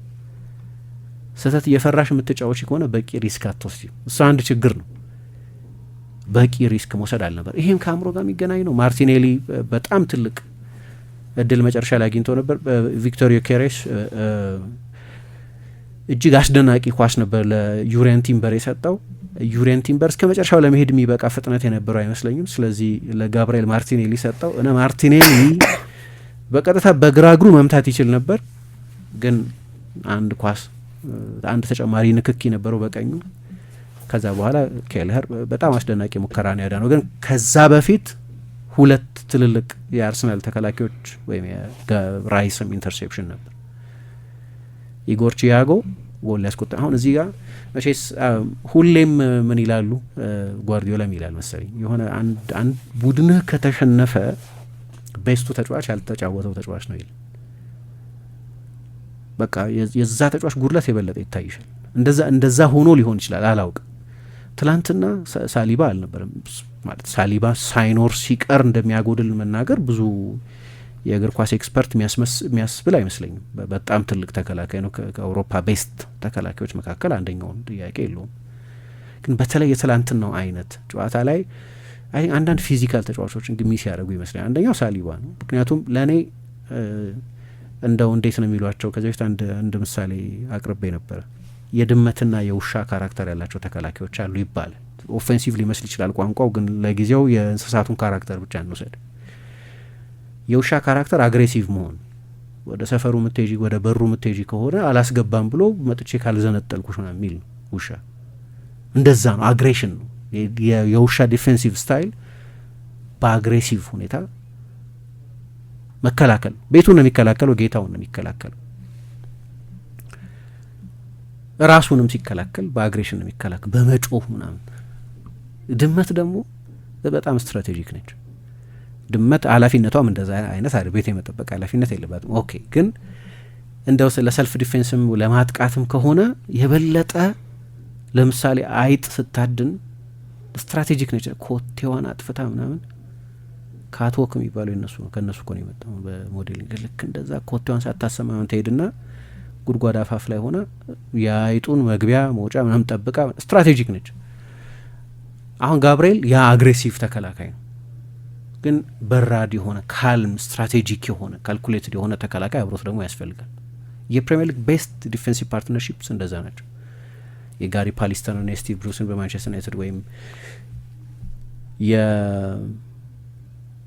የብሩኖ ፈርዲናንድና ኒማንያ ቪዲችን ወይ ሪካርዶ ካርቫሊዮና የጆን ቴሪን ወይ ፌመስ የሆኑትን የመሀል ተከላካዮች ጥምረት በታሪክ የነበሩት ብትወስጂ የፒኬና የፑዮል እያልሽ አንደኛው በራድ፣ አንደኛው ቀዝቃዛ፣ የበለጠ ካልኩሌትድ፣ አንደኛው አግሬሲቭ እና ኮምፕሊመንት ስለሚደራረጉ ነው በጣም የተዋጣለት የሚሆነው ኮምቢኔሽን።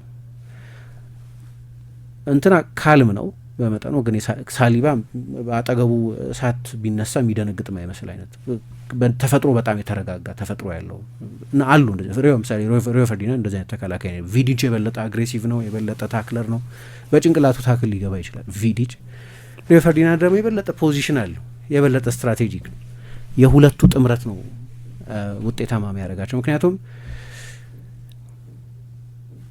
በአመታት ውስጥ አይተናል ይሄንን። አሁን የሳሊባ አለመኖር ያንን በጣም ኬዮቲክ ማድረግ የፈለገውን ብሬንፎርድን አርሰናል ወስቱ ኢሞሽናል፣ ስለዚህ መረጋጋት አልነበር።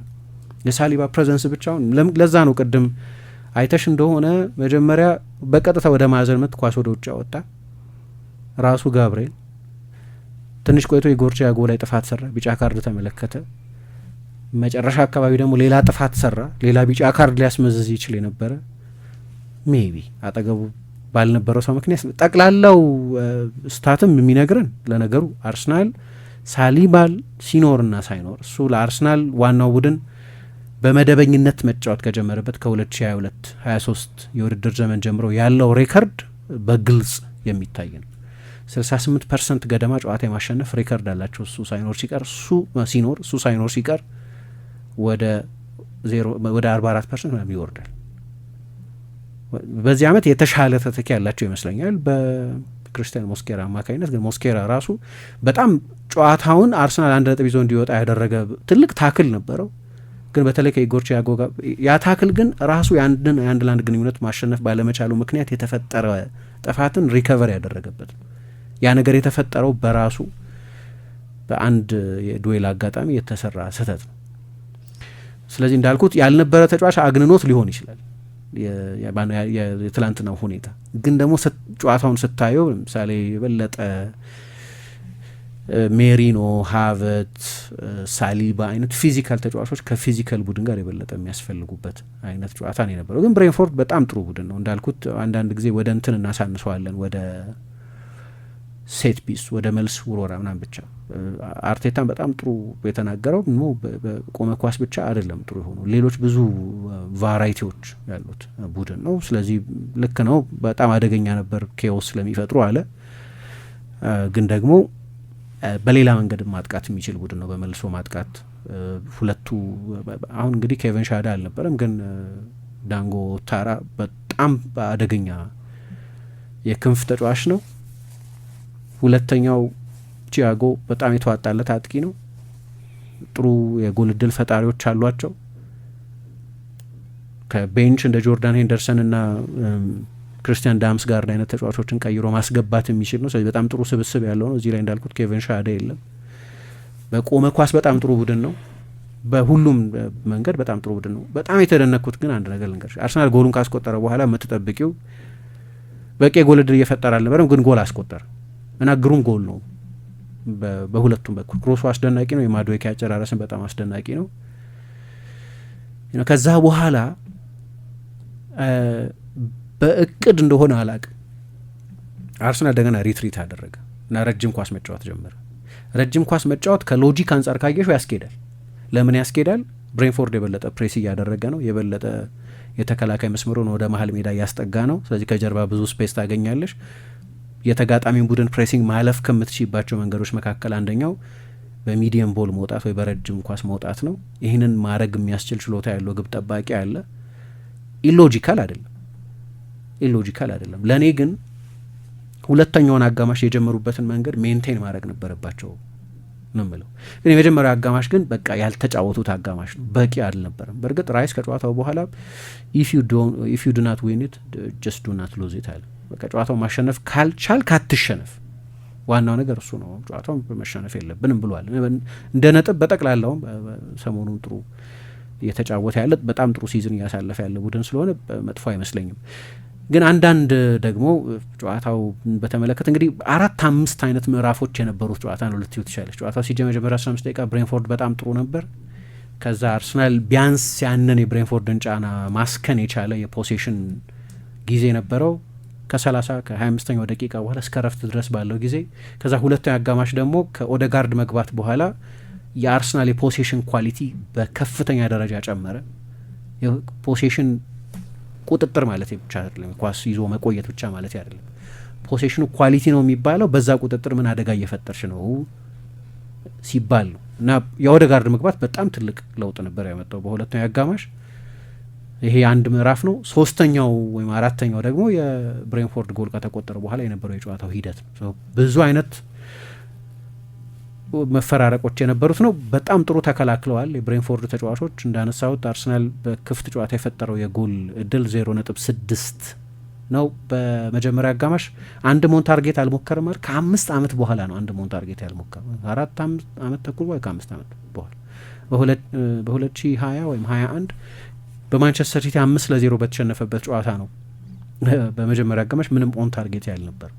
በጣም የተዋጣለት መከላከል ነበር ማለት ነው። ችግሩ የአርሰናል ማጥቃት ብቻ ሳይሆን የብሬንፎርድን መከላከል በውድድር ዘመን በጣም አነስተኛ ሙከራ ካደረገባቸው ጨዋታዎች መካከል አንደኛው ይሄኛው ጨዋታ አነስተኛ ሙከራ ካደረጉባቸው ጨዋታዎች በሙከራ ቮሊዩምም ማለት ነው። በሾት ቮሊዩም ብዙ ካልሞከርሽ ጎል አታስቆጥሪም። የመጀመሪያ አጋማሽ 0.12 ኤክስጂ ብቻ ነው የነበረው፣ ሲያልቅ 0.6 ነበር። ከዚህ ውስጥ እንግዲህ በክፍት ጨዋታ የበለጠ ያነሰ ይሆናል ማለት ነው። የክፍት ጨዋታ የጎል እድል የመፍጠር ችግር በጣም ከፍተኛ ነበር እና ምናልባት ከሲቲ ጋር ያለው ትልቅ የስታይል ልዩነት እኔ የቆመ ኳስ ፕሮፊሸንሲ በጣም አስፈላጊ መሆኑን አምንና ግን የአርሰናል የኦፕን ፕሌይ በአንድ መንገድ መሻሻል አለበት። ይህን ደግሞ ለአመታት ስንለው የቆየ ነው ነገር ብዙ አዲስ ነገር አይመስለኝም። ሌላም ሰው የሚለው ነው በኦፕን ፕሌይ በቂ የጎል እድል አይፈጥርም። ሁሉም ሰው ይለዋል። ይህን ብዙ የተለየ አዲስ ነገር አይመስለኝም። ለምሳሌ አንድ ቦታ ሳይ ሲቲ በዚህ ውድድር ዘመን ካስቆጠራቸው ጎሎች 83% የሚሆኑት በክፍት ጨዋታ የተቆጠሩ ናቸው። 83% የሚሆኑት አርሰናል 50 ጎል ነው ያስቆጠረው በዚህ ውድድር ዘመን 21ዱ ከቆም ኳስ የተቆጠሩ ናቸው ማለት 42% ማለት ነው። በጠቅላላ 58%ን ብቻ ነው ከክፍት ጨዋታ ያስቆጠሩ ማለት ነው። ሶ መሻሻል አለበት። የቆመ ኳስ ጥሩ መሆን አንድ ጥንካሬ ሆኖ ግን የኦፕን ፕሌይ ድክመቱን ኔጌት ማድረግ የለበትም። የዛም ችግር በተለይ በፈጠራ የታየበት ነው። እኔ በጣም አስደንቆኛል እና በሁለቱ አጋማሽ በተለይ በጣም ደንበኛ ክላሲክ የፕሪሚየር ሊግ ጨዋታ ነው የነበረው። ክፍት ነበር፣ ብዙ ሽግግር ነበረው። ከመጀመሪያ አጋማሽ የበለጠ ብዙ ሙከራዎች ነበሩት። የመጀመሪያ አጋማሽ በሁለቱም ቡድኖች በኩል በድምር 4 ሙከራ ብቻ የተደረገበት ነው። ሁለተኛው አጋማሽ በድምር 15 ሙከራ የተደረገበት ነው።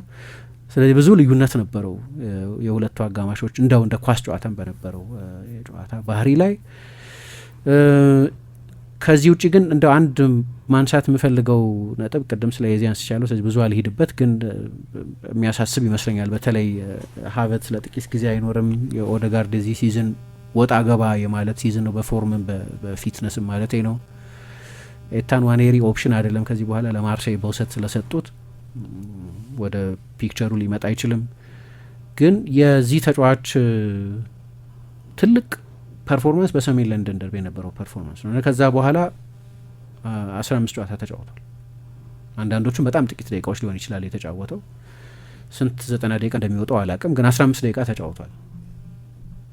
ባለፉት 15 ጨዋታዎች ጎልም አሲስትም የለው።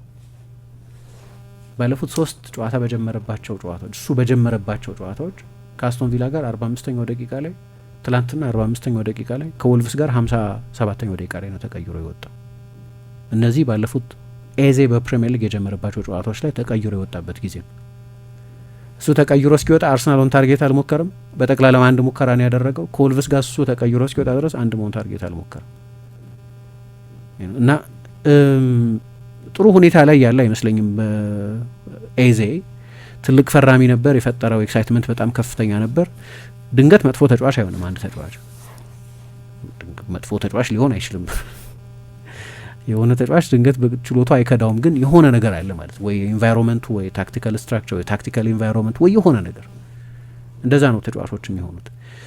ያንን ወደ ባለፈው የውድድር ዘመን በግሉ ሁሉንም ነገር በተዋጣለት ሁኔታ ያደርግ የነበረ ተጫዋች ድንገት እንደዚህ በጣም ቤዚክ ነገሮች የሚያቅቱት ከሆነ አሰልጣኙ መፍትሄ መፈለግ አለበት። የአሰልጣኙ ስራ ነው መሆን ያለበት። የትኛውን ስፔስ ሲይዝ የትኛው ቦታ ላይ ሲጫወት ነው። ግን ተጫዋቹንም ደግሞ መጠየቅ አለብሽ። ይሄ በተለይ እሱና ማድዌኬ አንድ ላይ በሚሰለፉበት ጊዜ ከኳስ ውጪ ባላቸው ጠባይ እንዳልኩት ለአርቴታ በቃ ኮምፕሮማይዝ ማያደርግበት ነው። እንደ ኮች ከኳስ ውጪ ያለ አቲቲዩድ በጣም ወሳኝ ነው። ግዴለሽ የሚመስል እንዳልኩት ነንሻላንት የሚመስል ሁኔታ ታይባቸዋለሽ አንዳንድ ጊዜ ለምሳሌ ማድዌኬን ታስታውሻለች ከክለብ ብሩዥ ጋር በቻምፒየንስ ሊግ በየ100 ደቂቃው ምናምን ጎል ያስቆጥራሉ። የቻምፒየንስ ሊግ ሪከርዱ በጣም ጥሩ ነው። በፕሪሚየር ሊግም ትላንትና ሁለተኛ ጎሉን አስቆጥሯል። ባለፈው ሊድስ ላይ ጎል አስቆጥሮ ነበር እና እዛ ጨዋታ ላይ 2 ጎል አስቆጠረ። አንደኛው በጣም የሚገርም ጎል ነበር። ከዛ በኋላ በነበሩ 3 ወይ 4 ተከታታይ ጨዋታዎች 1 ደቂቃ እንኳን አላጫወተው እና በኋላ ለአርሰናል የልምምድ ሜዳ ቅርብነን የሚሉ ለክለቡ ቅርብነን የሚሉ ጸሐፊዎች እዛ ጨዋታ ላይ ከኳስ ውጭ የነበረውን ሺፍት አርቴታ አልወደደው። ትራክባክ አያረግም፣ በቂ የመከላከል ከቨር ለቀኝ ፉልባክ አይሰጥም። ስለዚህ አስቀምጠው ሌሰን ሊሰጠው። የኤዜ ደግሞ ከዛ የቪላ ፓርክ ጨዋታ በኋላ በ3 በ4 አጋጣሚዎች ማቲካሽ አለፈው ጎሉ የተቆጠረበትን አጋጣሚ ጨምሮ 2 አጋማሽ ላይ ቀይሮ አስወጣ። ለአሰልጣኙ በጣም ወሳኝ ነገር ነው ከኳስ ውጭ ያለ ጸባይ መሞከር። ለምሳሌ ማርቲኔሊን ስታየው ጥሩ ሊጫወት ይችላል፣ ላይጫወት ይችላል። ኦደጋርድ ጥሩ ሊጫወት ይችላል፣ ላይጫወት ይችላል። ኢቭን ሳካ ግን ቢያንስ እንደሚሞክሩ ታያለሽ።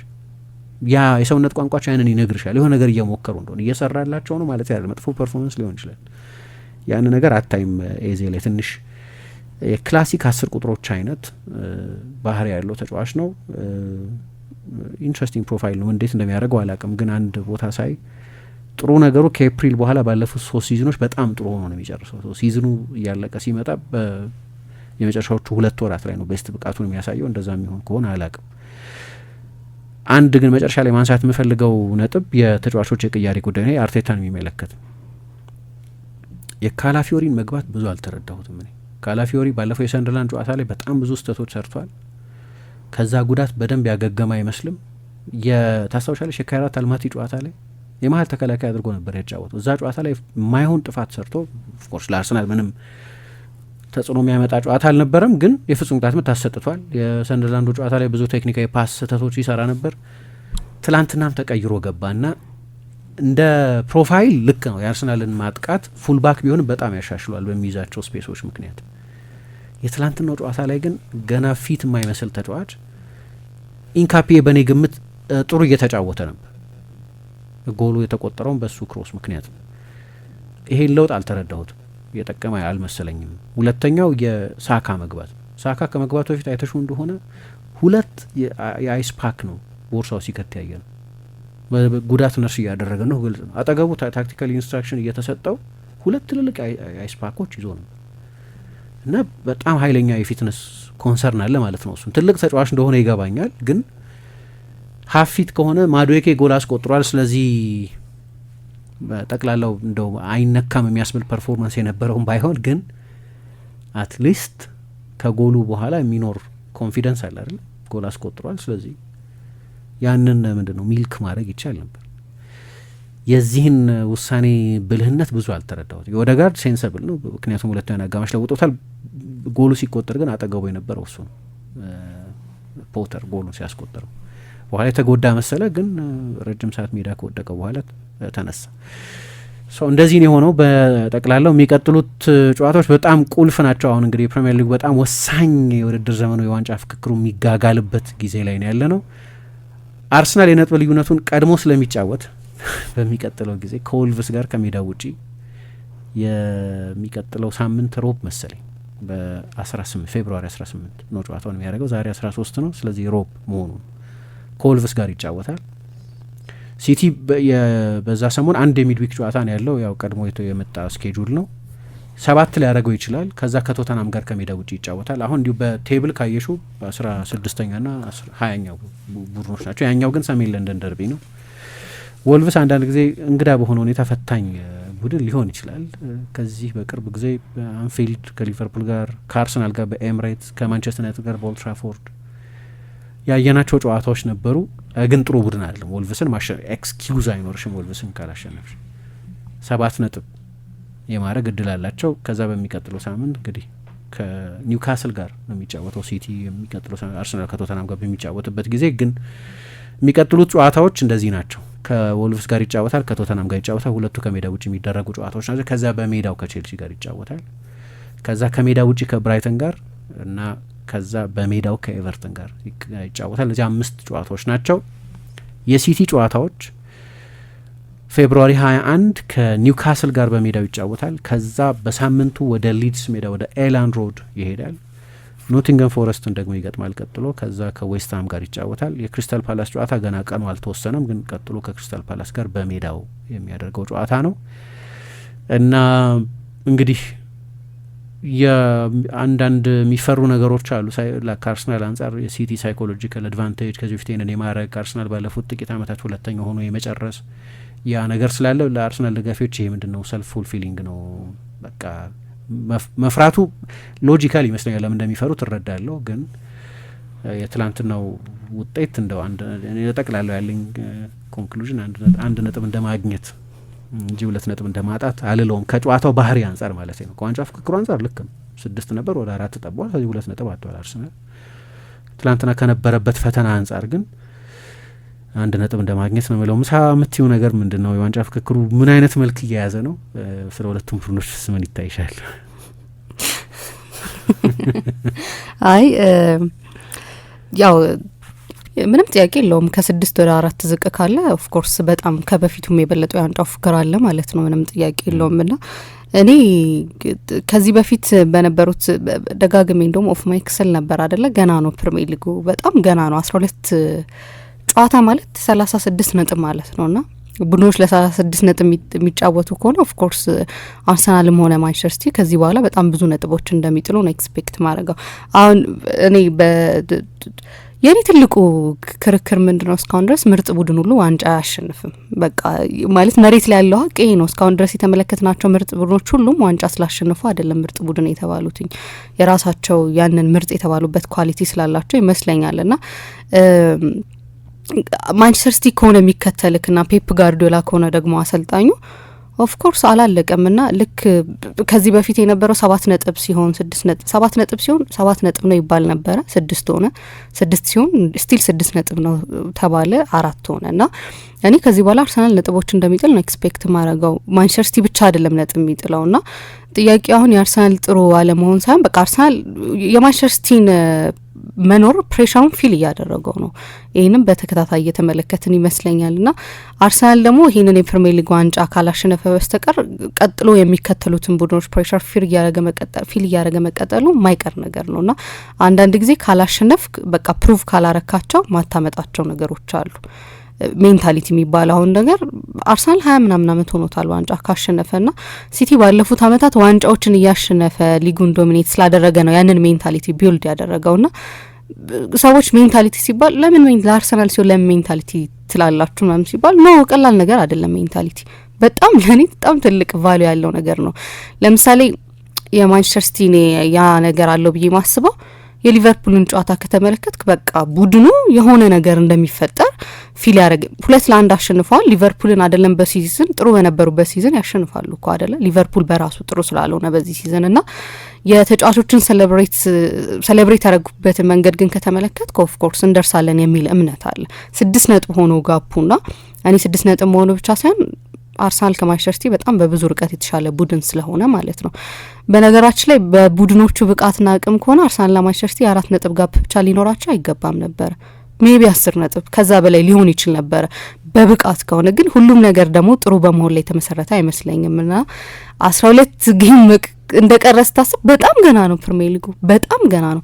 9ና 12 ነጥብ ቢሆን ራሱ ለእኔ በጣም ገና ነው። ደግሞ የሚከተልክ ማንቸስተር ሲቲ ሲሆንና እኔ በተወሰነ መንገድ በቃ አርሰናል የፕሪሚየር ሊጉን ዋንጫ በዚህ ውድድር አመት እንደሚበላ እንደዛ አይነት ፊሊንግ ነበር ያለው ብዙ ሰው ጋርና ነው። አሁን እኔ ገምቼ ካልከኝ ስቲል አርሰናል የፕሪሚየር ሊግ ዋንጫ ይበላል ብዬ ዲዘርቭ የሚያደርገው እሱ ነው። ጥሩ ቡድንም እሱ ነው። ከዚህ በኋላም አርሰናል ነጥብ ቢጥልም ሲቲ አስተማማኝ ቡድን ስላልሆነና ሲቲም ነጥብ ይጥላል ብዬ ስለማመን አርሰናል ነው ዋንጫ ይበላል ምለው እኮ። እንደው እግር ኳሳዊ በሆነ ምክንያት ካሰብከው እንደዛ ነው ልትል የምትችለው። ኦፍ ኮርስ እየተመለከት ነው አርሰናል ጥሩ ቡድን እንደሆነ፣ ግን ሁሌ አይሰራም። አሁን እኔ ምለው ሁሌ አይሰራም። ይሄ ነው ጥሩ ቡድን መሆን ሁሌ አይሰራም። ና የዛኔ ነው 14-15 ጌም እያለ ራሱ አርሰናል የፕሪሚየር ሊግ ዋንጫ እንደሚበላ ነው በቃ እንትን የሚባለው። ና አይመስለኝም ገና እኔ እስከ መጨረሻው ጊዜ የሚቆየው ዋንጫ ፉክክር ይኖራል ብዬ ነው ማምነው። ከዚህ በኋላ ገና በጣም ብዙ ለውጦችን መናይ ይመስለኛል። ምክንያቱም አርሰናል ነጥብ የሚጥልባቸው ጨዋታዎች ይኖራሉ፣ ማንቸስተር ሲቲም በተመሳሳይ። ና እኔ ሁሉም በተወሰነ መንገድ እኔ ለማንቸስተር ሲቲም የተወሰነ ክሬዲት ነፍገነዋል ብዬ አስባለሁ። ጥሩ ቡድን ሳይሆን ለዋንጫ ከፕሪሚየር ሊጉ ቡድን ጋር 4 ነጥብ ርቀት ነው ያለው። ስለዚህ ሲቲ ጥሩ ቢሆን ምን ሊሆን እንደሚችል እናውቃለን ማለት ነው። እና ደግሞ ፕሪሚየር ሊጉ የሚጀምረው በቃ በዚህ ሲዝን ነው። ለማንቸስተር ሲቲ በተለይ ባለፉት አመታት ይሄንን አይተናል። ለማንቸስተር ሲቲ ከዚህ ያጠበባቸው ነጥብ ርቀቶች አሉ። 9-8 ነጥቦችን ያጠበበበት ሲዝን አለና ለምንድነው ለማንቸስተር ሲቲ የሚያልቀው? ገና ነው፣ በኔ እይታ ገና ነው። ሲቲ ከዚህ በኋላ ነጥቦችን ቢጥል እንኳን ተመልሶ ያንን ማሳካት የሚችልበት እድል አለና በተወሰነ መንገድ ሲቲ ደካማ ነው። ኦፍ ኮርስ ደካማ ስለሆነ ነው። በእርግጥ ከመሬት ተነስቶ የመጣ ነገር አይመስለኝም እና ደካማ እንደሆነ በየጨዋታው እንመለከታለን። ግን ነጥቦችን እየሰበሰበ ነው ያለው እና እኔ አሁን በእግር ኳስ ዋናው ነገር ደግሞ በመጨረሻ 3 ነጥቡን ማሳካትና የሚጠበቅበት ቦታ ላይ መገኘት ይመስለኛልና እንደ ቡድን ከተመለከትከው የአርሰናል የትናንትናው ችግር ብዙ ነው። የሜንታሊቲውን ጉዳይ ከዚህ በፊት ብዙ ጊዜ አንስተነዋል። እሱን ደግሞ አይ ቲንክ ካላሸነፉ የሚስተካከል ነገርም አይመስለኝም እውነት ለመናገር። ወይ በጣም ብዙ የዋንጫ አሸናፊ የሆኑ ተጫዋቾች ሊኖሩ ይገባል ቡድን ውስጥ ማለት ነው። አርሰናል ውስጥ ብዙ ተጫዋቾች የሉም፣ እንደዛ አሉ እነ ዙቢሜንዲ ምናምን እነ ዴክላን ራይስ። ግን የፕሪሚየር ሊግ ዋንጫን ማሸነፍ የቻለ ወይ በሊጋቸው የሆነ ዋንጫ ማሸነፍ የቻሉና እዛ ፕሬሸር ውስጥ ተገኝተው የሚያውቁ ተጫዋቾች የሉትም። ማንቸስተር ሲቲ ከዛ የተለየ ቡድን ነው። አሰልጣኝ አርቴታም እንደዚህ አይነት ታሪክ የለው። ስለዚህ አሰልጣኙም ተጫዋቾችም አሉት፣ የተወሰኑ ተጫዋቾች አሉት አይደለ በዛ ስብስብ ውስጥ። ወይ እንደዛ መሆን አለበት፣ ካለበለዛ የፕሪሚየር ሊግ ዋንጫ አሸንፈክ ያንን ፕሩቭ ካላረክ በስተቀር ኦፍ ኮርስ ሜንታሊቲ እየተባለ መነሳቱ አይቀርም። አንዳንድ ጊዜ ማረጋገጥ አለብክ እነዛን ነገሮችና ለኔ በጣም የፈጠነ ይመስለኛል። እንደው ገና ስለሆነ 12 በጣም ብዙ ነው ለኔ፣ በጣም ብዙ የፕሪሚየር ሊግ ጨዋታ ነው ለኔ። ሰዎች መነሻ ያላቸው ይመስለኛል እንደዛ ሲሉ። ሲቲ ከ6 ጨዋታ 1 ጨዋታ እያሸነፈ ሲሪየስ የዋንጫ ቡድን ሆናል ለማለት ያስቸግራል። አንዳንዶቹ ጌሞች ላይ ሜንታሊቲ ከሆነ ኦኬ ማተር እንደሚያደርግ እረዳለሁ። ግን የሲቲ ሁለተኛ አጋማሽ ፐርፎርማንሶች የሜንታሊቲ ጉዳይ ናቸው። ሜንታሊቲ ሲሆን ለምሳሌ ቶተንሃምን 2-0 እየመራሽ ነው፣ ቼልሲን 1-0 እየመራሽ ነው፣ ወይ አርሰናልን 1-0 እየመራሽ ነው። ቶተንሃም 2-0 እየመራሽ እንደዛ አይነት ፐርፎርማንስ ካሳየሽ ስለ አንቺ ቡድንስ ምን እንደሚነግረኝ አንዳንዴ ይገባኛል። ረጅም ጊዜ እስካላሸነፈ ድረስ ፕሩቭ እስኪያደርግሽ ድረስ ያ ቡድን ኢሹ መሆኑ አይቀርም እና የዋንጫ ፍክክር ነርቨስ ያደርጋል። ሃላንድ ነርቨስ ሆኛለሁ ብሏል። ሃላንድ አሸንፏል ዋንጫ። ሶ ማንም ነርቨስ የሆነ ኮልድ ብለድ ልትሆኛ አትችይም። ምንም እድል የለሽ። ለእኔ አሁን ነጥብ ይመጣል ምንም እድል የሌለው ሲቲ ነው ከአርሰናል የበለጠ። ምክንያቱም አሁን ይሄ አስተያየት አይደለም፣ ፋክት ነው። ኦፒኒየን አይደለም። ምክንያቱም የነጥብ ልዩነቱ 4 ነው። አሁን ለመድረስ ኦልሞስት ፐርፌክት ሲዝን ማሳለፍ አለበት። ግን ምንድነው የምንረዳው ነው ምሳ የካራባኦ ካፕ ፋይናል በጣም ወሳኝ ነው። የካራባኦ ካፕ ፋይናል በሊግ ካፕነቱ ማለት አይደለም። ኦፍ ኮርስ የዋንጫ ጨዋታ ነው። የሁለቱም ቡድኖች ሳይኮሎጂ ኮንዲሽን ሊያደርግ ይችላል ያ ጌም። ምክንያቱም 4 ነጥብ ነው። ከዛ ከ2 ሳምንት በኋላ መሰለኝ በኤቲሃድ የሚጫወቱት። ያንን ጌም የሚያሸንፍ ቡድን ማለት የነጥብ ልዩነቱ እንደዚህ ሆኖ ተቀራርቦ የሚቀጥል ከሆነ አይደለም። የነጥብ ልዩነቱ አሁን 4 ነጥብ ነው። በጣም ሰፊ አይደለም፣ በጣም ጠባብም አይደለም። 2 ነጥብ አይደለም አሁን ለምሳሌ በጣም ሰፊ አይደለም፣ በጣም ጠባብም አይደለም። 1 ሳምንት ስዊንግ ያደረገው ማለት ነው። ለምሳሌ ላሊጋ ጠባብ ነው። 1 ሳምንት ስዊንግ ያደረገዋል 1 ስለሆነ በሁለቱ ቡድኖች መካከል ያለው የነጥብ ልዩነት። ሴሪያ ሰፊ ነው 9 ስለሆነ የኢንተር ርቀት በጣም ሰፊ ነው። ድራማዊ የሆነ አይ ቲንክ 9 ከናፖሊ መሰለኝ፣ ግን ስቲል ሰፊ ነው የኢንተር ርቀት። 4 ደግሞ በጣም ጠባብ አይደለም፣ ሰፊም ግን አይደለም። 1-2 ጨዋታ ይፈልጋል ስዊንግ ለማድረግ። የቀረው 12 ጨዋታ ነው።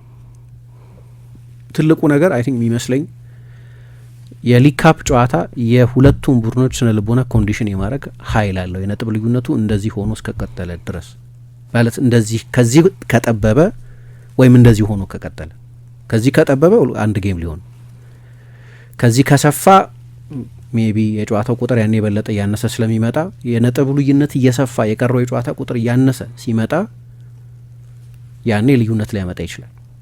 አናቅም ቡድኖቹ ከ2-3 ሳምንት በኋላ ምን አይነት ብዙ ጨዋታዎች ስለሚኖሩ ከዚህ በኋላ ቅድም እንዳነሳሁት እርግጠኛ ሆኖ ለመገመት ያስቸግራል። ግን ያ የሊግ ካፕ ጨዋታን ማነሳበት ምክንያት ሳይኮሎጂካሊ በጣም ትልቅ ጌም ሊሆን ይችላል። ሲቲ አርሰናልን ፍጹም ዶሚኔት አድርጎ ምናምን ካሸነፈ ለፕሪሚየር ሊግ የሚተርፍ ትልቅ ሳይኮሎጂካል ብሎ ነው አርሰናል ላይ የሚሆኑ። አርሰናል በተቃራኒው ሲቲን ካሸነፈ እና ጌሙ ፋይናል ነው፣ ግን አይ ቲንክ የፕሪሚየር ሊግ የአርሰናልን ማይንድ ሴትም ኮንዲሽን ማድረግ ይችላል። በጣም ቁልፍ ጨዋታ የሚሆን ይመስለኛል። እስከዛ የሚለወጡ ነገሮች ሊኖሩ መቻላቸው እንደ ተጠበቀ ሆኑ። ግን ምሳ እንዳነሳሹ ግን ያው እኔ ሰዎች እኛም ሆነ ሌሎች ሰዎች አምና ሊቨርፑል በ6 ነጥብ ሲመራ ምናምን እንል ነበር። ምልክቶች ታያለሽ። አንዳንድ ቡድኖች ሻምፒዮን የሚሆኑ ቡድኖች ምልክቶች ይታያሉ። ዲቴክት የምታደርጊያቸው ነገሮች አሉ። አሁን ሲቲን ማንም ሰው ለዋንጫ ነው፣ ሊቨርፑልን ማንም ሰው ለዋንጫ አልገመተውም። በተለይ ከክሎብ በኋላ በተለይ ተጫዋቾች ሳያስፈርሙ። ግን ኖቬምበር ምናምን ላይ የምታያቸው ምልክቶች ነበሩ። ኖቬምበር ላይ ኦኬ ይሄ ቡድን ሻምፒዮን ሳይሆን አይቀርም ይመስላል። ምክንያቱም ሲቲ ድንገት ኮላፕስ አደረገ። አርሰናል እንደ ሲቲ አይነት ኮላፕስ ባይገጥመውም ግን ትልልቅ ጉዳቶችና ቀይ ካርዶች ነበሩ።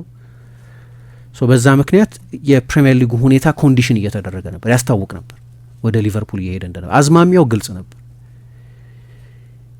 የዚህኛውም ሁኔታ ሲቲ አምናው አይነት ኮላፕስ አልገጠመውም፣ ግን አመቱ ሙሉ ኢንኮንሲስተንት ነበር ማንቸስተር ሲቲ። ምን መጠበቅ እንዳለብሽ አታውቂም። አሁንም ሰዎች ተስፋ የሚያደርጉት ያ ከዚህ በፊት ሲቲ ያደረገውን የ10 ጨዋታ 12 ጨዋታ በተከታታይ የማሸነፍ ሞመንተም ሰዎች ያንን የሚጠብቁት ሲቲ የማድረግ ታሪክ ስላለው ከዚህ በፊት መነሻችን ታሪክ ነው። ሲቲ አድርጎት የማወቁ ታሪክ ነው እና ተገቢ ነው ደግሞ ታሪክ ሳይኮሎጂካል ሁኔታሽን ሊወስነው ስለሚችል የሲቲ ብቸኛው እስካሁን ድረስ የነበረው መነሻ የሜዳ ውስጥ ፎርም አይመስለኝም። ይሄ ከዚህ በፊት የነበረ የሻምፒዮንነት ግርማ እንጂ ሜዳ ውስጥ ባለ ማስረጃ ከሆነ ኢንኮንሲስተንት ሲዝን ነው፣ የሽግግር የሚመስል ሲዝን ነው። ድክመቶች ያሉበት ቡድን ነው ይሄ የማንቸስተር ሲቲ ቡድን፣ በጣም ብዙ ድክመቶች ያሉበት። እኔም ራሴ ያኔ የነበረው ኦኬ ሲቲ ልማድ አለው ፌብሩዋሪ ከደረሰ በኋላ እንደዚህ 8 9 10 12 ጨዋታዎችን በተከታታይ ማሸነፍ ልማድ አለው። ግን አንድ እዚህ ጋር መርሳት የሌለብን ኮንቴክስት እነዛ አይነት የማሸነፍ ጉዞ ውስጥ የሚገኙት የሲቲ ቡድኖች ሌሎች ቡድኖች ናቸው። ሲቲ ነው እንጂ ቡድኑ ተጫዋቾቹ ሌሎች ናቸው። የተጫዋቾቹ ፕሮፋይል ሌላ ነው፣ እድሜያቸው ሌላ ነው፣ ኤክስፒሪየንሳቸው ሌላ ነው። ይሄኛው በጓርዲዮላ አሰልጣኝነት ታሪክ በእድሜ ትንሹ ቡድን ነው በአቨሬጅ እድሜ። ግን እንዳነሳሹ ደግሞ ለምሳሌ አንድ በጣም ኢንትረስቲንግ ነገር እያየው ነበር። የ2023/24 የውድድር ዘመንን በተመለከተ የሁሉም ሰው ግንዛቤ አርሰናል ለማንቸስተር ሲቲ ዋንጫ ተፎካከሩ። አርሰናል ለማንቸስተር አይደለም ለዋንጫ፣ ማንቸስተር ሲቲ ብቻ አይደለም ለዋንጫ። 30ኛው ሳምንት ላይ ፕሪሚየር ሊጉ መሪ ሊቨርፑል ላይ ነበሩ። ይሄ ማለት ኤፕሪል ማለት ነው። 30ኛው ሳምንት ላይ ሊቨርፑል መሪ ነበር። አሁን ማንም ሰው የክሎፕን የመጨረሻ ሲዝን ለዋንጫ እንደተፎካከሩ አድርጎ ዋንጫ ፉክክርስ ምን ማለት ነው? እሱም ዲፋይን መደረግ ያለበት ነገር ነው። ግን 30ኛው ሳምንት ላይ ፕሪሚየር ሊጉ መሪ ከነበርሽ ዋንጫ ተፎካካሪ አልነበርሽም ሊባል አይችልም። አሁን አንቺ ያልሽውን ነጥብ የበለጠ የሚያጠናክር ይመስለኛል። ይሄ ደግሞ ብዙ ስዊንግ ይኖራል በሲዝኑ በሙሉ። አሁን ያኛው ሳምንት ላይ ሊቨርፑል 30ኛው ሳምንት ላይ ፕሪሚየር ሊግ መሪ ሆነ። ከዛ አንዳንድ ትልልቅ ዲስአፖይንቲንግ ውጤቶች ገጠሟቸው ምናምን፣ ከዛ ተንሸራተቱ ነው። የመጨረሻዎቹ 7-8 ሳምንታት አካባቢ ሲቲና አርሰናል ብቻ የተፈራረቁ የሚመሩበት ሆነ። ብዙ አንደኛው ይመራል፣ አንደኛው ይከተላል፣ አንደኛው ይመራል፣ አንደኛው ቀድሞ ሲጫወት ለጊዜው ቴብሉን ይመራል፣ አንደኛው ተከትሎ ሲመጣ እንደገና የነጥብ ልዩነቱን ያጠባል ወይ መልሶ ይመራል። መፈራረቅ የነበረው የመጨረሻዎቹ ቢበዛ 2 ወር የሚሞላ ግን አይመስለኝም። የ3 ፈረሶች ውድድር ነው የነበረው። የክሎፕ ሊቨርፑል 30ኛው ሳምንት ላይ በዛ ሲዝን የፕሪሚየር ሊግ መሪ ነበር። ስለዚህ 26ኛው ሳምንት ላይ ሆነን የ4 ነጥብ ልዩነት ከሆነ ኦፍኮርስ ልዩነት ሊፈጠር ይችላል። ግን ለምሳሌ የሲቲን ቡድን ማይተሽ ደግሞ የራሱ ድክመቶች ያሉበት ቡድን ነው። ለዛ ነው የበቀደሙ ጨዋታ ሳይኮሎጂካል ፋክተር ተደርጎ የሚታየው። እዚህ ላይ ለ4 ውድድሮች የሚሳተፉ ቡድኖች ናቸው ሁለቱም ቡድኖች። እኔ ደግሞ እዚህ ጋር የስኳድ ጉዳይ ማተር ሊያደርግ ይችላል እላለሁ። የስኳድ ጉዳይ ለ4 ውድድሮች የምትሳተፊ ሲሆን በጣም ስትረሽድ ነው የምትሆን። በቀደም ስለ ሃላንድ ደቂቃ ብዛት ስናነሳ ነበር። እዚሁ ላይ ደግሞ ጉዳቶችን ማንሳት አለብሽ። አርሰናል ደግሞ ጉዳቶች አሉ። በሲቲ በኩል ከጉዳት እያገገሙ ያሉ ተጫዋቾች አሉ። ሩበን ዲያስ ተመልሷል። ሮድሪ ሰሞኑን ደህና ነው። በፊትነስ በኩል ቀስ እያለ እየመጣ ይመስላል። አይ ቲንክ ጆን ስቶንስም እየተመለሰ ነው። ከጉዳት እየተመለሱ ያሉ ተጫዋቾች አሉ። በአርሰናል በኩል በጉዳት ከሜዳ እየራቁ ያሉ ተጫዋቾች አሉ። አሁን እነዚህ ሁሉ አንኮንትሮለብልስ ናቸው። አሁን ላይ አላቅም። የዛሬ 2 ሳምንት ለምሳሌ ሃላንድ ወይ ጋብርኤል ለአንድ ወር ተጎዱ ቢባል የዋንጫ ፍክክር ውስጥ ትልቅ ኢኩዌዥን ትልቅ ልዩነት ሊፈጥር የሚችል አሁን ይሄንን መተንበያት ውድድሩ እየተደረገ ምክንያቱም የ2022-23 የውድድር ዘመን የዋንጫ ፍክክር የሳሊባ መጎዳት ኮንዲሽን አድርጎት ሁለት የተለያየ አርሰናል ቡድን ያየ ነው። ከሳሊባ መጎዳት በኋላ የአንድ በጣም ትልቅ ተጫዋች ወይ ለምሳሌ ራይስ የሃላንድ የራይስ ወይ ሮድሪ ወይ የአንድ ትልቅ ተጫዋች በጉዳት ከሜዳ መራቅ ወይ በቅጣት ወይ በሆነ ምክንያት ከሜዳ መራቅ የዋንጫ ፍክክሩ ላይ ሌላ ትልቅ ትርጉም ሊኖረው የሚችል ብዙ ነገሮች ማለት ብዙ ፋክተሮች አሉት። ግን ነርቨስ የመሆን ጉዳይ ግን የአርሰናል ኢሹ መሆኑን ግን እቀበላለሁ። ነርቨስ የመሆን ጉዳይ አለ። ይሄንን ሲቲ ቀድሞ ከተጫወተ በኋላ እንዲህ አይነት ችግር ይፈጠራል ምናምን ያነሳ ያልነው ለዚህ ነው። ፕሬሸሩ ሁለት አይነት ነው። በማሸነፍ የሲቲ ማሸነፍ ብቻ እኮ አይደለም። ሲቲ ሲሸነፍ ደግሞ ያለሽ አርጅ አለ አይደለም። አሁን ነው በቃ አጋጣሚ ነጥብ ልዩነቱን 9 ማድረግ ይችላል 11 ማድረግ ይችላል ምናምን የሚለው የበዛ ስሜትም ነርቭ ኢንሂቢት ያደርጋል። ትላንትናም ያንን ማየት ይቻላል። የእግር መተሳሰር የሚመስል ነገር ተጫዋቾቹ ላይ ታያለሽ። ግን ያ እንደ ተመልካች ግን አሁን ክፍት ነው። ከዛሬ ሳምንት ይልቅ አሁን ክፍት ነው። የዛሬ ሳምንት ላይ ትልቅ ጆፐርዲ ነበር። የዋንጫ ፍክክሩ ሊያበቃለት የሚችልበት ሊያበቃለት ማለት ምሳ 9 ነጥብ ቀርቶት አመቱ ሙሉ 30-40 ጨዋታ አድርጎ 3 ጌም የተሸነፈ ቡድን ኮንሲስተንት የሆነ ቡድን ስታይ ማስረጃሽም እሱ እኮ ነው። ሲዝኑን አንድ ቡድን የመጣበትም ማስረጃ ነው። ግን አሁን ጥቂት ጨዋታዎች ልዩነት ሊፈጥሩበት የሚችሉበት አይነት ነው እና ከእሁድ እስከ ሐሙስ ድረስ የተፈጠረው ሁኔታ የእግር ኳስንም ኔቸር የሚያሳይ ነው። ብዙ ማትቆጣጠሪያቸው ቫሪየብሎች እንዳሉ የሚያሳይ ነው እና አሁን 4 ነጥብ ሆኗል። ኤፍኤ ካፕ ነው እንደው እንደ እንትን ቢቀጥል ደስ ይለኝ ነበር ፕሪሚየር ሊግ በዚሁ ሙቀት ግን አሁን ኤፍኤ ካፕ ነው። ሁለቱም ቀለል ካሉ ቡድኖች ጋር ነው የሚጫወቱት። ሲቲ ከሳልፈርድ አይ ቲንክ አርሰናል ከዊጋን ጋር ነው የሚጫወተው። ስለዚህ የዋንጫ ፍክክሩ በጣም በህይወት አለ። የዛሬ ሳምንት ከነበረው በጣም የተለየ ነው። ግን ይሄኛው ትልቅ የዋንጫ ፍክክሩን በተመለከተ ትልቅ የፐርሰፕሽን ልዩነት የሚፈጥር ሳምንት እንደሆነ ግን እገነዘባለሁ። እስኪ ደግሞ የተወሰኑ የአድማጮቻችንን አስተያየት እንቀበል። ከትናንትና ምሽት በኋላ የተሰጡትን አስተያየቶች ዳዊት ነብዩ የሚል አድማጫችን አስደናቂ ቢሆንም አርሰናል ላይ መሪ አሸናፊ እስካልሆነ ድረስ ዋንጫ ጋር መታረቅ የሚችል አይመስለኝም። እስካሁን የሲቲና የወጥነት ያለው የዋንጫ ተፎካካሪ አለመኖር የበለጠ ጠቅሞታል። ባለው ስኳድ ባለው የሰው ኃይልና ጥራት መፍትሄዎችን ያረፈደ ነው የሚመስለው። አሁን ራሱ ጫና ውስጥ ከቷል። ሲቲ ከተሻሻለ የአርሰናል ታሪክ ዴጃvu እንዳይሆን ስጋቴ ነው ብሎናል። ብርሽ ተስፋ እኛ ተናግረናል። አባቢ እንዳሉት ሊጉ የሚጀምረው ሚያዝያ ላይ ነው ብለናል፣ ግን አልሰማሉ። ቆዳችን ጠቦናል ይቀርልናሉ። አሁን ራሳችሁ ላይ ጭንቀት አጨምሮ አርሰናል እንደሆነ እንደማይበላ ሀገር ያወቀው ፀሐይ ሞቀው ነው። ሌላው ኤልችሎ ደስታ ይገባ ነበረ። ደስ የሚል አሰልጣኝ ነው ብላናለች። ማንዴ ማን የሚል አድማጫችን ደግሞ አርሰናል የዘንድሮ ጨዋታ ለገለልተኛ ተመልካች እጅግ አሰልቺ ነው። ምንም ጣፋጭ ጨዋታ ሲያደርግ አላየሁትም፣ ግን እረዳለሁ ከምን አንጻር እንደሆነ። አርቴታና ልጆቹ የሚፈልጉት አንድ ነገር ብቻ ነው፣ ያም የሊጉን ዋንጫ ከፍ አድርጎ ማንሳት ነው። ይሁን ግን እውነት ትናንትና 1 ነጥብ ራሱ አይገባውም ነበር። ሲሽሞንሞን የነበረው አርሰናል በጭራሽ ነጥብ አይገባውም። ብሬንትፎርድ በሁሉም ረገድ የተሻለ ነበር። ባለቀ ሰዓትም ትልቅ እድል አግኝተው ነበር። እነ ቲያጎና ኦታራ መጠቀም ባይችሉም ብቻ አርሰናል ችግር እየሄደ ይመስለኛል ብሎናል። አብርሃም መንግስቱ በረጅም ጊዜ በእግር ኳስ ተመልካችነቴ እንዲወረደ ወረስት አርሰናል ተመልክቼ አላውቅም።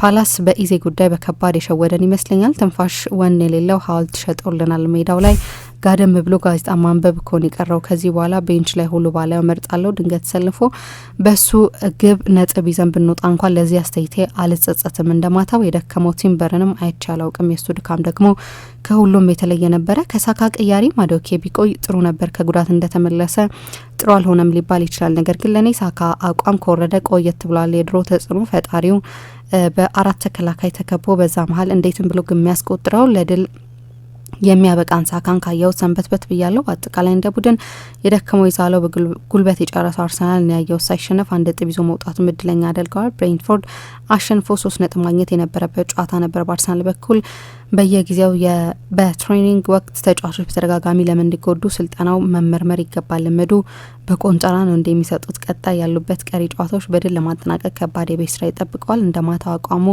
ከሆነና የማያሻሽል ከሆነ የትም አይደርስም። አለቀ 4 ነጥብ ብሎናል አብርሃም መንግስቱ ከልደታ።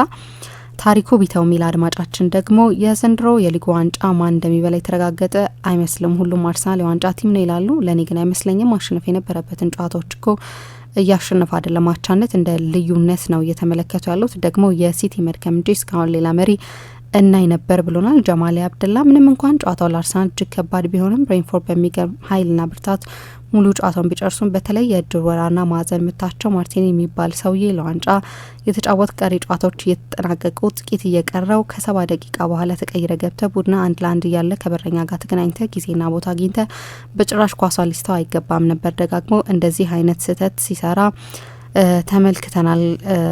ደግሞ ዋጋ ያስከፍላል። በዚህ አመት ብቻ ከኖቲንጋም ፎረስትና ብሬንፎርድ ጋር አድርጎታል። በጣም የአእምሮ ጥንካሬ ማነስ ልጁ ላይ ደጋግመን ተመልክተናል። ሌላው በጣም የገረመኝ የኮሬሽ ከቦክስ ውጪ ብዙ ሩጫዎችና ትግሎችን ሲያደርግ እሱን ተክቶ ወደ ቦክስ እነ ትሮሻርድ አይገቡም። ይህ ደግሞ ኳሱን ወደ ኋላ ሲመልሱ ወይም ተከላካዮቹ በነጻነት እንዲያስጥሉት ሲቀላቅላቸው ተመልክተናል ብሏል። መኳንንት ሚል አድማጫችን ዩኬሬስ የአርሰናል ቤስት ፐርፎርማንሶች አንዱ ይመስላል። ፊዚካሊ በተለይ ከክሪስቶፍ አየር እና ከሳንደበርግ ጋር መፎካከር ቀላል አይደለም። የመጨረሻ ስቴት እንቀበል አብዲ ሚል አድማጫችን አርሰናል ባለፉት 3 ሙሉ አመታት የጎዳው ራሱ አንደኛ ሆኖ ሁለተኛ ያለውን ቡድን መፍራቱ ነው። በዚህ አመትም ይሄ የሆነ ነው። በአንድ ወቅት ቀነኒሳ በቀለ አንድ ነገር ተናግሮ ነበር። የኬንያ አትሌቶች ይደርሱብኛል የሚለው ላይ አላተኩርም፣ እኔ ማተኩረው የራሴ ችሎታ ላይ ነው። አንደኛ መውጣት እንደምችል እስካመንኩበት ድረስ የኬንያ አትሌቶችን አቅም በጭራሽ አያስጨንቀኝም። አርሰናል ይሄ ጎሎታል። አቻ ወጥቶ አርቴታ ብቻ አይደለም መረበሹ ሙሉ ተጫዋቾች ላይ ይታያል ብሎናል። ቁጠባን ባህለው አድርገው የስኬት ጉዞውን ሲጀምሩ እኛ ደግሞ ለቁጠባው እሴት ጨምረን አብረኖት እንተጋለን። ለላቀ ቁጠባው የላቀ ወለድ ይገባውታል። የብርሃን ባንክ የላቀ ቁጠባ ሂሳብ ወይም ፕሪሚየም ሴቪንግ አገልግሎት ደንበኞች ቁጠባቸው እየጨመረ ሲሄድ ባንኩ ጠቀም ያለ ወለድ የሚከፍልበት ልዩ የቁጠባ ሂሳብ አይነት ነው። የላቀ ቁጠባ ሂሳብ አገልግሎት ደንበኛ ከሆኑ ሂሳቦን በቼክ ወይም በሂሳብ ደብተር፣ በኤቲኤም ካርድ ወይም በሞባይል ባንኪንግ አገልግሎት ማንቀሳቀስ ይችላሉ። ዛሬውኑ ወደ አቅራቢያ ወደሚገኝ የብርሃን ባንክ ቅርንጫፍ በመሄድ የላቀ ቁጠባ ሂሳብ ከፍተው ብዙ ይቆጥቡ፣ ጠቀም ያለ ወለድ ያገኙ። ብርሃን ባንክ፣ እንደ ስማችን ብርሃን ነው ስራችን።